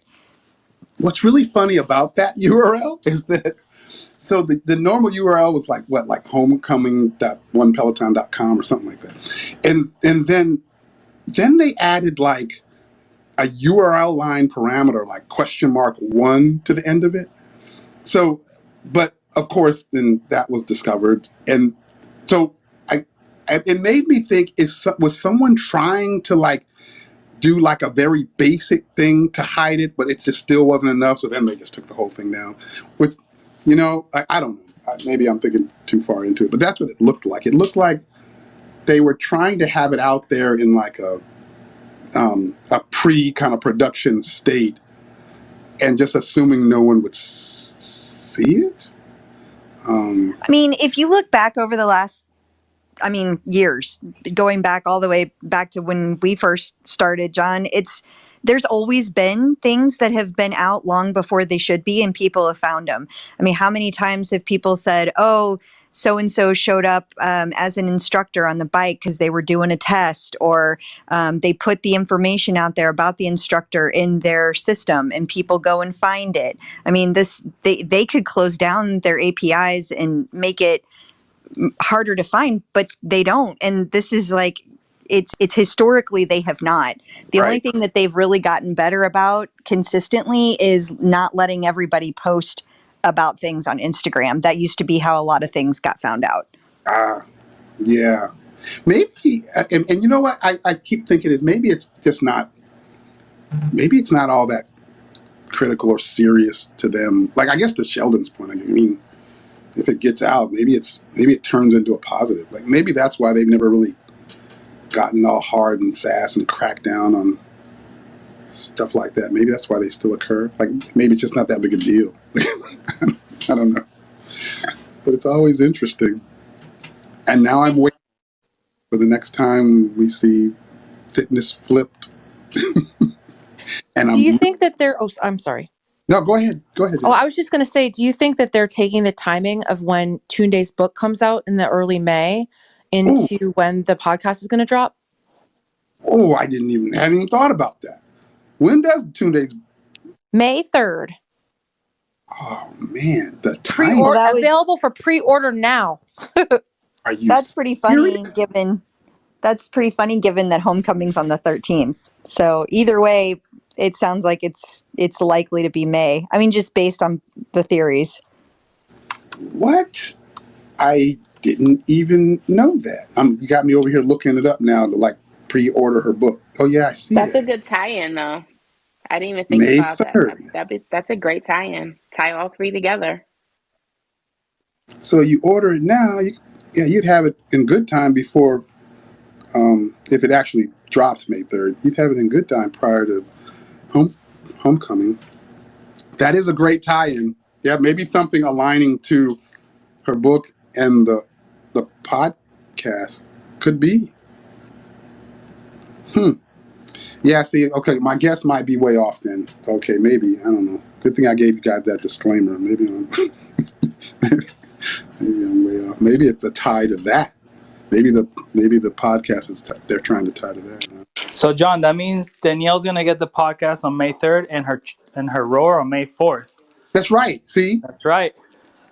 2 days in a row, Danielle. I'm sick of both of y'all. Crystal, Marcos, I'm throwing you right We out the love you, front. Danielle. Don't worry.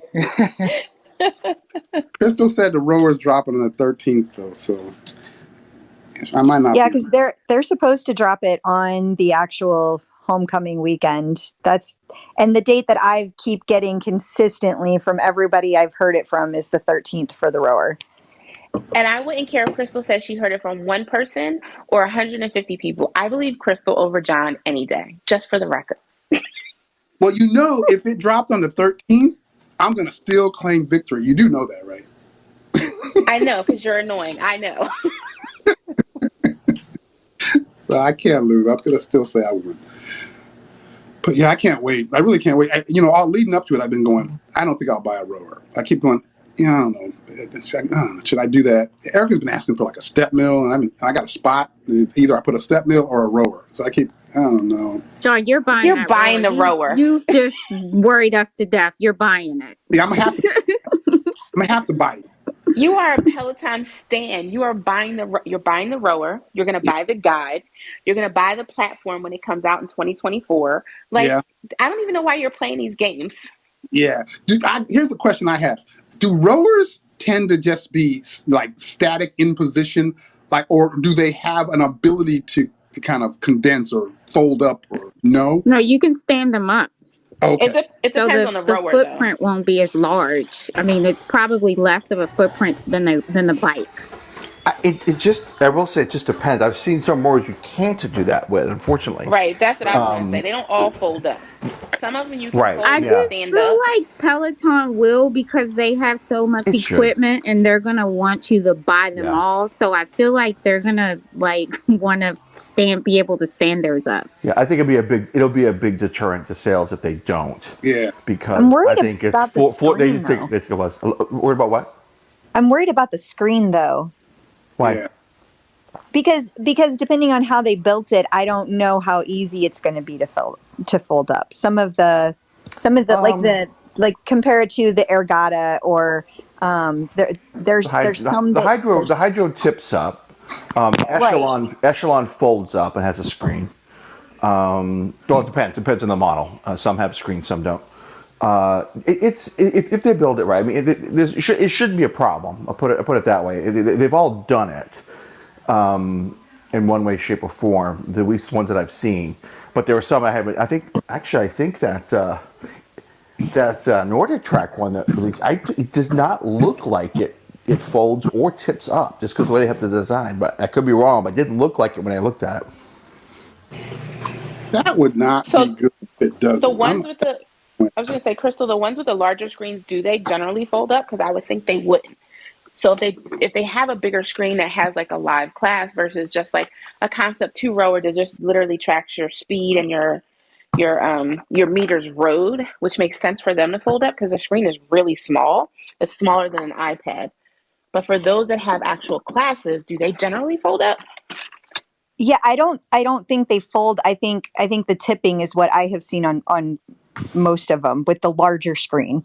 And I'm comparing it to the Hydro specifically. I can't remember what the Ergata does, which is the other one with the larger screen size. I think that one tips up if I remember correctly. I can makes look it up. I sense. just can't remember exactly. Hey, Sally, how are you? Hey, thanks. I just wanted to, I don't know if you guys can hear me or not. Sorry. Yeah, we hear you. Okay, perfect. So I have a hydro, so I just wanted to weigh in. I think the tipping up is more of a marketing checkbox, and they do sell something you can drill into the wall so that you can hook it, because you certainly wouldn't want it falling down. But it's really heavy, and Yeah. like if you it technically tips up, and it should at some point as you walk it towards the wall, it should like feel less heavy. But I feel like it is definitely not something you're gonna want to walk up and take down every day by yourself. It's honestly too heavy even just to tip it up. And it's got like a 22-inch screen, but that's the screen isn't the obstacle for tipping up. It's just how heavy whatever the insides are for, How right, much for the how much does the Hydro weigh, Sally? oh my god, it, I think it's like 200 pounds or 100. It's at least 150 pounds if not heavier. It is very heavy, and it comes in one piece, so unlike the Concept 2, which is in two pieces and you can separate it, it's in one piece. And they couldn't get it up the elevator wasn't tall enough. I don't have a service elevator at the condo building where it's at, and it would have required like more than two guys to bring it up 3 flights of stairs. So I just put it in like the basement garage gym, which is open to everybody, and I put a little sign saying out of order, hoping nobody uses my hydro. But it is heavy. I would not be able to um even two people. You would need. Oops, Siri's talking to me. So you would need at least two people trying to move it around, I think. I'm looking at like I was trying to envision when you guys say tip up, like what that means. So I'm looking around and I find a video on the internet that shows that whole process on the hydro. And Yeah, yeah, I'm strong and it's hard for me. Like no, it's not that easy because it's just the weight doesn't transfer as much. So you pick it up on the light end and that's fine, but as you walk it towards the wall, it doesn't the weight isn't centered enough or something. It's hard to explain. It looks like it should tip up yeah, easier than it does. And a lot of people buy the that hook on the wall so that once you tip it up, you can put a little strap on it. But most people yeah, don't use it. I think most hydro users just leave it down. yeah. Dang. Well, it seems like even if they tip up, it looks still kind of a, kind of a clunky, kind of a space consuming deal. That's what it looks like. But when Well, watching I the mean, video, it takes the space of a rower, so it's not very wide, it's long. mhm, So you can easily put it, you don't need a lot of space around it at all. So yeah. you can put it, in the side of a room that, isn't really highly trafficked. Um, but I don't know, maybe other people tip it up, but I'm assuming Peloton would have a similar design. And when we say it's being announced, do we know when they would start shipping it or taking orders, No, or do we think they're just announcing it and it could be, coming, in the fall or something? we don't know that. Okay. And even if we had heard that information before, with all of the things that have happened in the last couple months, I think that's subject to debate. Exactly. Right. Shipping TBD. I'll be Yeah, I happy would with still just an be interested announcement. because Hydro is great, but I would still be interested to see what Peloton offers. But we'll see. Hey, I got a question for you, Sally. I know that Hydro just released another version of that RW900 rower. Is I, that what you have? New one or? I, Uh, I wasn't aware they had a newer version. yeah, they just released it like 3 or 4 weeks ago. Oh no, That's Nordic. I That's can't Nordic track, imagine John. what's newer. So I have one that I got I'm sorry. last summer. Is that Nordic? Yeah, Nordic So, track released one with the same name, but just newer features on it. That looks Oh, sorry. That looks very much like a Hydro. I think that's why Hydro sued him, frankly. Oh, yeah, you're right. I'm sorry, Sally. I freaked you out for nothing. Yeah, it's Nordic track. it's like what? I need to upgrade. And I don't, just to throw it out there, I don't know if people have seen Soul, a treadmill, who, I don't know when, it looks pretty new, but they have a slat based treadmill that looks very interesting. Oh no, I hadn't. I don't know if anyone has Yes, seen that. somebody posted that in your group, John. I don't know if it was Jackie or It somebody was else, but definitely Jackie who I found out about, and I'm assuming it was in this group that she posted. yeah, and Yeah, it's like half the price of the Peloton slat rower, I think, right? I mean, slat rower, Um, slat treadmill. Got rower on the brain. you want one machine doing it all, don't you? I do. Well, I Um, already have the slat treadmill, so I'm good, but I do need the rower. Oh, I I see. think it's on sale for like 2,999, so about 3,000. So I think the list price is 4,000, so not a lot less than Peloton Tread Plus when they were selling. But they have the little piece of plastic on the back that doesn't allow anything That's to be sucked under. hilarious. It looks not as tall because I did have the Tread Plus, and I was one of the people who returned it. I mean, it was like climbing up, like stepping up. I'm only 5'4", but the Tread Plus is, not close to the ground. And I think the Soul looks a little closer to the ground, but I can't find a place that I can try it out in person. But, so I just wanted to know if anyone else had seen it or heard of it. This is hilarious because when I look at this, it looks very similar to the Peloton Tread. It has the wheels that, when they're not really circular, they're like soft rectangular like, but wheels on either side of the arms, just like similar to the Yeah. Peloton Tread. And like you said, except it has that blocker on the back to stop anything from rolling under it. Yeah, That and they is, don't have a big screen, so they have an integrated tablet holder. So I think they fully expect people to stream Peloton content and whatnot. So yeah, I think you're right. That is wild. And I'm just trying to figure out if they were able to come up with something on the back, how come Peloton hasn't come up with something yet? You Why do know, they that's not where have a my fix mind in was place? going. yeah, Oh, wow, they've got, wow. Yeah, this looks like what I would have expected the fix on a Peloton to look like. like the thing in the back. It looks like, just a piece of plastic or something that extends across to both of those side pieces. And so it just covers up the ability to really pull someone under. Right, That's like it's nothing fancy. Like no, there's nothing fancy. No. I feel like a member probably could have created this already and Peloton would be done. I don't understand what's happening.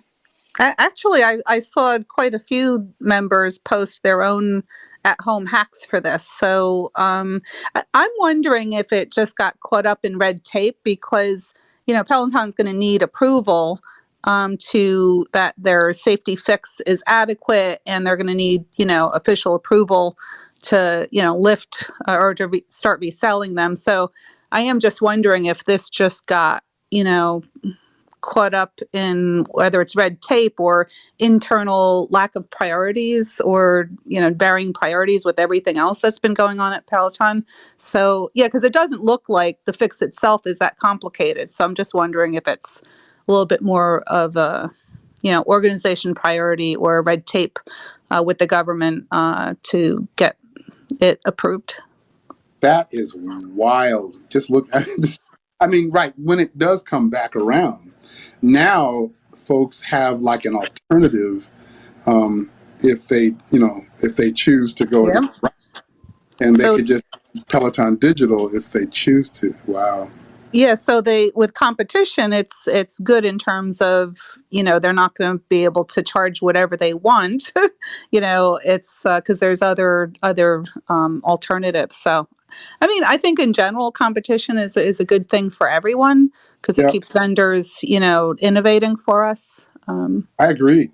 But I, I'd still like them to see them start selling the Tread Plus again. But I don't know yeah. if that'll happen. Yeah, this kind of gives me hope that, they keep talking as though it's going to happen. And looking at this, now I'm like, well, Soul was able to do it. So, yeah, why wouldn't Yeah. they? And Soul's I warranty is very good too. So on this model, I think the base might be not lifetime. It might only be like 5 years or something. But most of the Soul treadmills are like lifetime warranties. They're known for their warranties. Yeah. and I was gonna say they've got not even just their warranties, but they've got a really good reputation for having good treadmills. Because when I was first looking for a treadmill, when my husband told me I couldn't have the Tread Plus, which eventually he gave in, but Soul was the one that kept coming up. I had Everyone kept never telling me heard to of get a them. Soul. Yeah. Yeah, I Yeah, had, like that they make my elliptical. I think I said that in the group. They make my Mhm. elliptical that holds my sweatshirts when I get on my bike. Um, but, but what was supposedly this? they make really good treadmills too. I had a Soul treadmill for years and years and years. So I agree. They do. It was a solid piece of equipment. It lasted a long time. It was belt based, but I got rid of it when I picked up the Peloton Tread. Hey, two things real quick. First of all, Danielle, how do you have room in your exercise area for a rower? Because it sounds like you have 15 products already. I have like a gym. So my gym takes up probably like a third of my basement. So I have space for a rower. Gotcha. No, that was a joke, but uh, but no, on a more But serious my note, husband probably agrees with you that I don't have space. So that's what I was I'm thinking. working on convincing him that there's space for a tonal. I was literally just saying him the other day, I'm like, look, it can go right here. And he's like, it can't go there. I'm like, no, really, it can. The tonal can go there. The rower can go there. So no, it is a debate in my I house. bet The dreams of a man cave slowly it's slipping just going away. away. He does He's not gonna need a lose it man all. cave. Um, Yeah. Go Go ahead. ahead. Well, I actually, when you guys were talking about competition for Soul, Mm-hmm. I was thinking about some of the things that Uncle Barry had mentioned on the call. Yeah. Did you just call him Uncle Barry? Yeah, I did. Wait, I'm Um, dead. Uncle Barry. He That did is give his you that name feel. going forward. I'm with Kari. That's the feel. I like that because that's the feel I get. but no, seriously, he talked about barrier of entry, Yep. And I don't know if you guys have talked about this yet, or if we've if anybody been thinking about it. But he's trying to say that they're gonna lower the barrier of entry for more Peloton users to get involved, and more people to get involved in Peloton. Right. So I don't know how that's going to work. Has anybody thought that through? He said, I saw him say, I think that was in the New York Times article, if I remember correctly, where he was talking about the idea of incorporating or like a lease type of a mechanism, right? Where, and maybe instead of $39 a month, you're paying, I don't know, $69 a month. But you didn't have to, shell out the whatever it is now. I don't know what the price of the bike or tread is now. You didn't have to shell out that upfront cost to buy a bike or a tread, because you're literally just like leasing a bike, along with your subscription, and you're paying $69 a month. I'm making up that number. And there was no upfront cost. You didn't have to buy any hardware. You just started paying $69 a month. You got a bike or a tread or whatever it is. He was talking about something like that. Okay. Which, I mean, I'm struggling a little bit with that, because how is that? Maybe it was much more, but how is that any different than the no interest loans they were giving folks, and they were paying like a monthly? Yeah, no. I don't. Yeah, I agree. I don't know. I don't know how that will work, but I started thinking it through, and I'm trying to say, okay, you lower the barrier of entry, and you have people that have bikes that are not necessarily paid for, and then they don't pay for them. Will there be some sort of Peloton repo person? Like, how does Yeah. that work? I think the difference, John, it would be like, perhaps again, it could be the fact that they would say you can cancel anytime, or you can cancel after 6 months, or whatever it is, right? Right. Get some kind of upfront. You obviously have to have some kind of deposit on the bike, or some kind of guarantee. But I guess that's what insurance is for, I guess.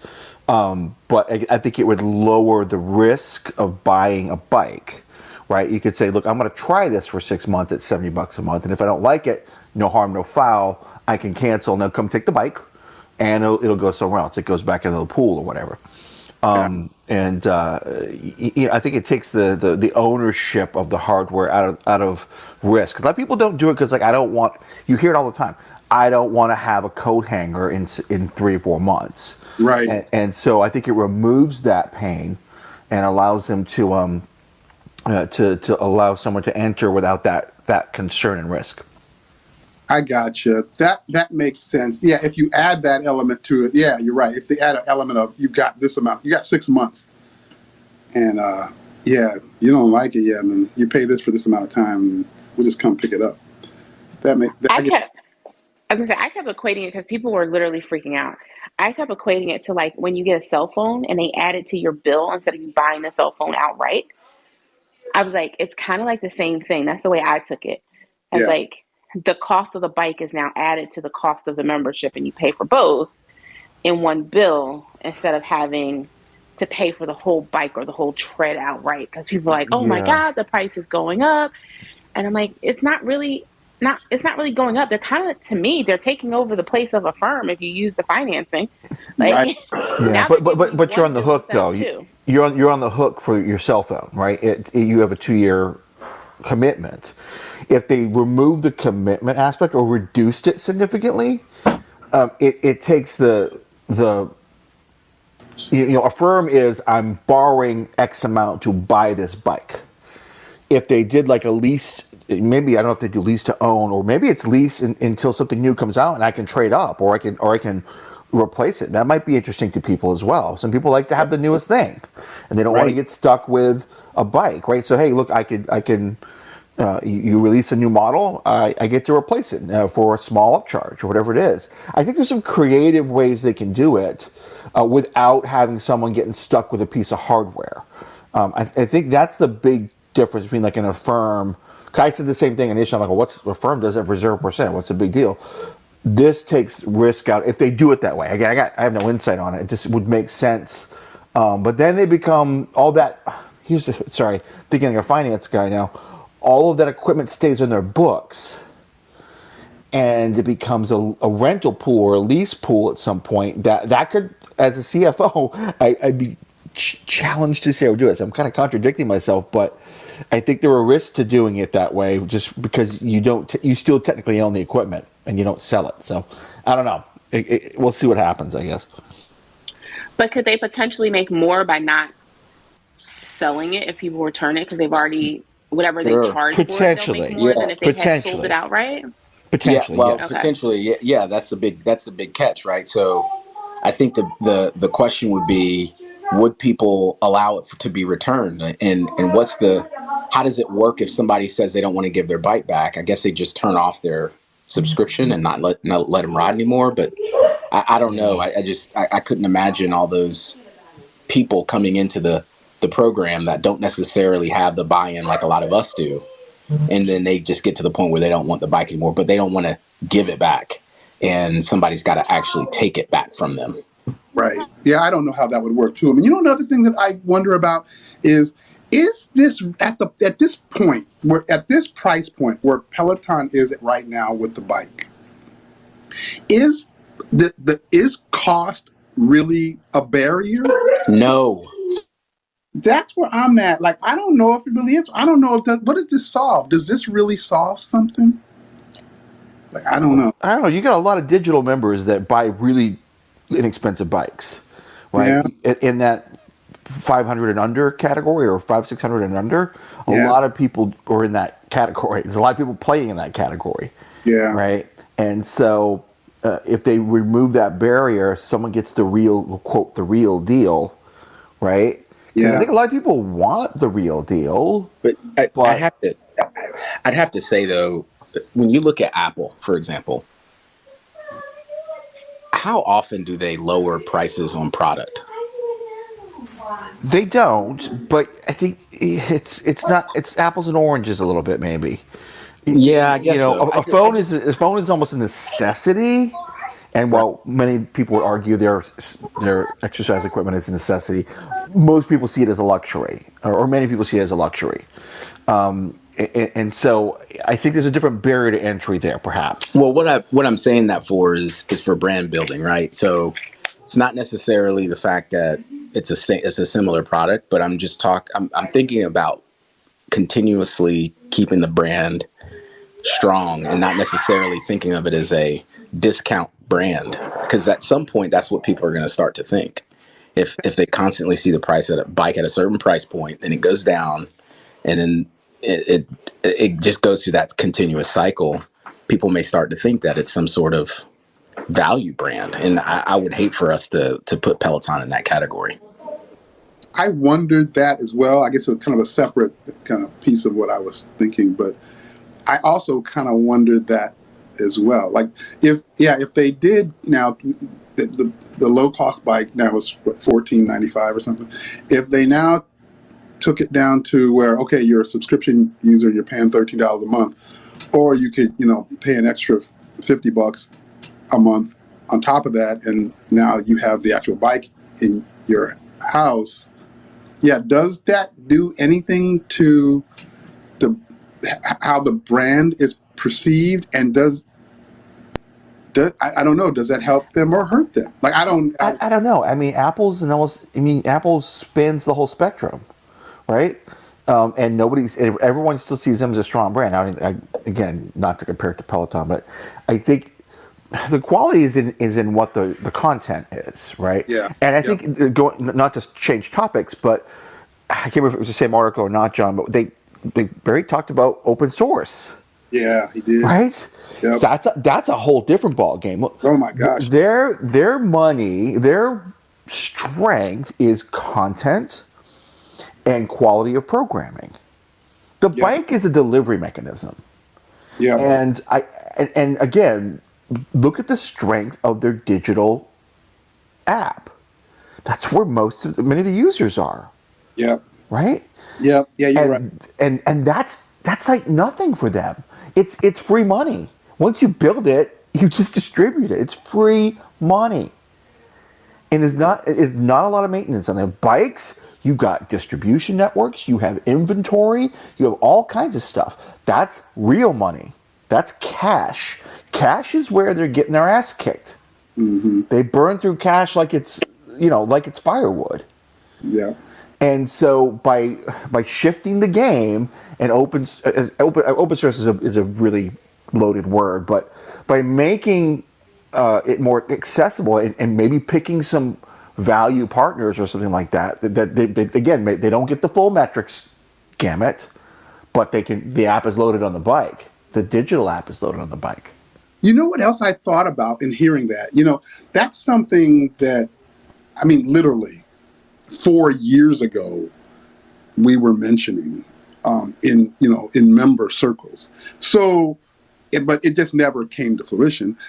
And I just kind of assumed there was some strategic reason or some behind the scenes business reason that I'm not aware of. I don't know why. I just assumed it was something that was beyond me. Smarter people than I were figuring out they shouldn't or couldn't do that.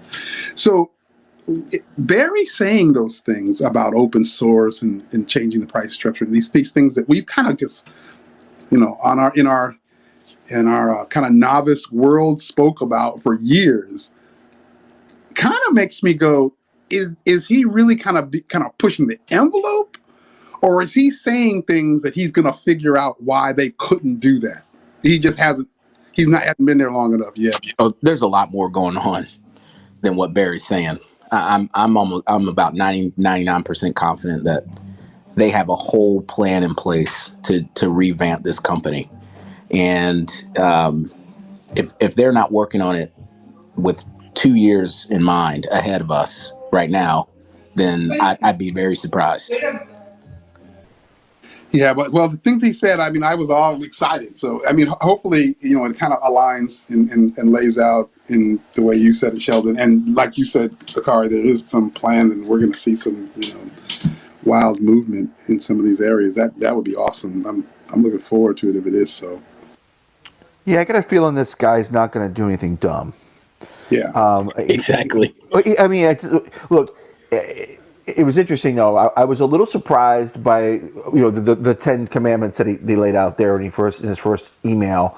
The only one that threw me off a little bit was like, we go fast. That's the only speed we go.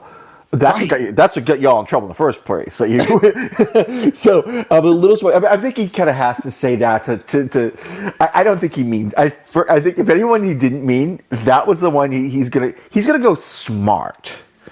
I think he's going to have a net present value calculation. He's going to have hard data and numbers. He's going to have a plan for anything that rolls out that door. But were they going fast, Sheldon? They weren't. You're right, John. I think they were going fast in some ways, where like, hey, let's order a shit ton of bikes and pray to God we sell them all. So I think they were optimistic. They're incredibly optimistic, but you're right. The innovation train was not very fast. Yeah. I'm hopeful to see that piece speed up, the innovation piece. Because I just watched, company after company after company just drop cardio and strength left and right the last 6 years. And in all that time, I think we got a tread, right? And one recalled. Yeah, so I'm hopeful that we see something. It is. That's an interesting point, John. Look, I know some of y'all like to poke on Echelon, but hey, we have a rower, we have a mirror, we have a strength machine coming. And I get it. It's different. It's a smaller company, so maybe they're more nimble and stuff. But they pumped them out. Right. They pumped them out, and people bought them. I have people that have all 4 pieces of equipment in their little gym. Right. For sure. Mario Lopez too. He's got all of them. Oh God, Mario Lopez. God bless him. Mario. Oh man. No comment. But but you're right. I think I want. Here's with the rower with Peloton. I just wonder if. Sorry, Danielle. Most people that wanted one just said screw it and got a Concept 2 or a Hydro. I've heard from a lot of folks that has already. Yeah. Yeah. So I'm very curious as to where their head is on that product. Yeah. Are they going to get the demand that they think they're going to get? They think they need to get, frankly, because again, it's another SKU, Yep. it's another delivery mechanism, and depending on the design, it could be a real pain in the ass to bring a rower in someone's house. Yep. You Yeah. know, so there's a lot of thinking that's got to go on with this. I don't know where they are with it. Obviously, I think Crystal said that they were launching it May 13th. I'm incredibly curious to see what they put out there. Me too. Really am. I really am. And I hope it's great because you know what? In terms of rowing, I think it's the hidden exercise. Right. I think it is a full body exercise. I'll be very frank. I use my bike a lot more, Right. but I'm starting to try to use my rower more because it is a full body workout. So we'll see. Hey, Adam, how's it going? Hey, John, got a question for you. What do you Yeah. think is the best way for Peloton to bring to market the earliest cost of entry if somebody wanted to get a connected package with all three, treadmill, rower, bike? If they wanted to get all three, I think they're building out these products in a way that they're trying to increment you in, right? Like, so you get I'm assuming you're going to get the rower, but the screen's probably going to swivel, and you can get all the content for strength and all kinds of other stuff on that screen. I think they try to increment you in, but I don't know. Lowest content entry if you wanted all three. Yep. So you would save on delivery. You would have one membership. You could use all three at any time. And I'm pretty sure that if you got a package where you get all three of them, maybe they'd be willing to discount it pretty significantly, like bike half off or something. Yeah, I don't know if I agree with you, because there's a lot of us fanatics that will ultimately have all three. Me and Danielle, I'm sure. But I never thought about them offering packages relative to buying all three up front. Yep, that's what I would do if I were Peloton. I would try to connect it all. I would try to integrate it as one deal, and then see if I could get as many people to go across the platforms, across the different, machines, as much as I could. I don't think Could they you need imagine to. the delivery time on that though? Like if someone brand new is coming in and they're buying all three, Coordination. And the could you upfront, imagine trying to get that set up? No, let's not discredit it. This seems like it's something that Yeah. seems like a really realistic thing that Peloton would want to achieve. Like what would be like the structure or the, promotion type of thing I that don't they think would they want to do need for to, this. though. I don't think they need to. Frankly, if someone wants all three and it's one membership, again, I'll speak to echelons. Like, that's the glory of it for the echelons. I pay one membership. I got three. I only have two of the products, but if I want the third one, I'm getting an echelon because it's the same deal. I don't know if they need to discount it, man. Maybe the one delivery. But again, I think that they'll draw anyone that has that interest, that deep interest, as long as the product is good and the content is good. I think it's gonna naturally be an ecosystem. I don't think they need to make deals. but I wouldn't as a CFO, frankly.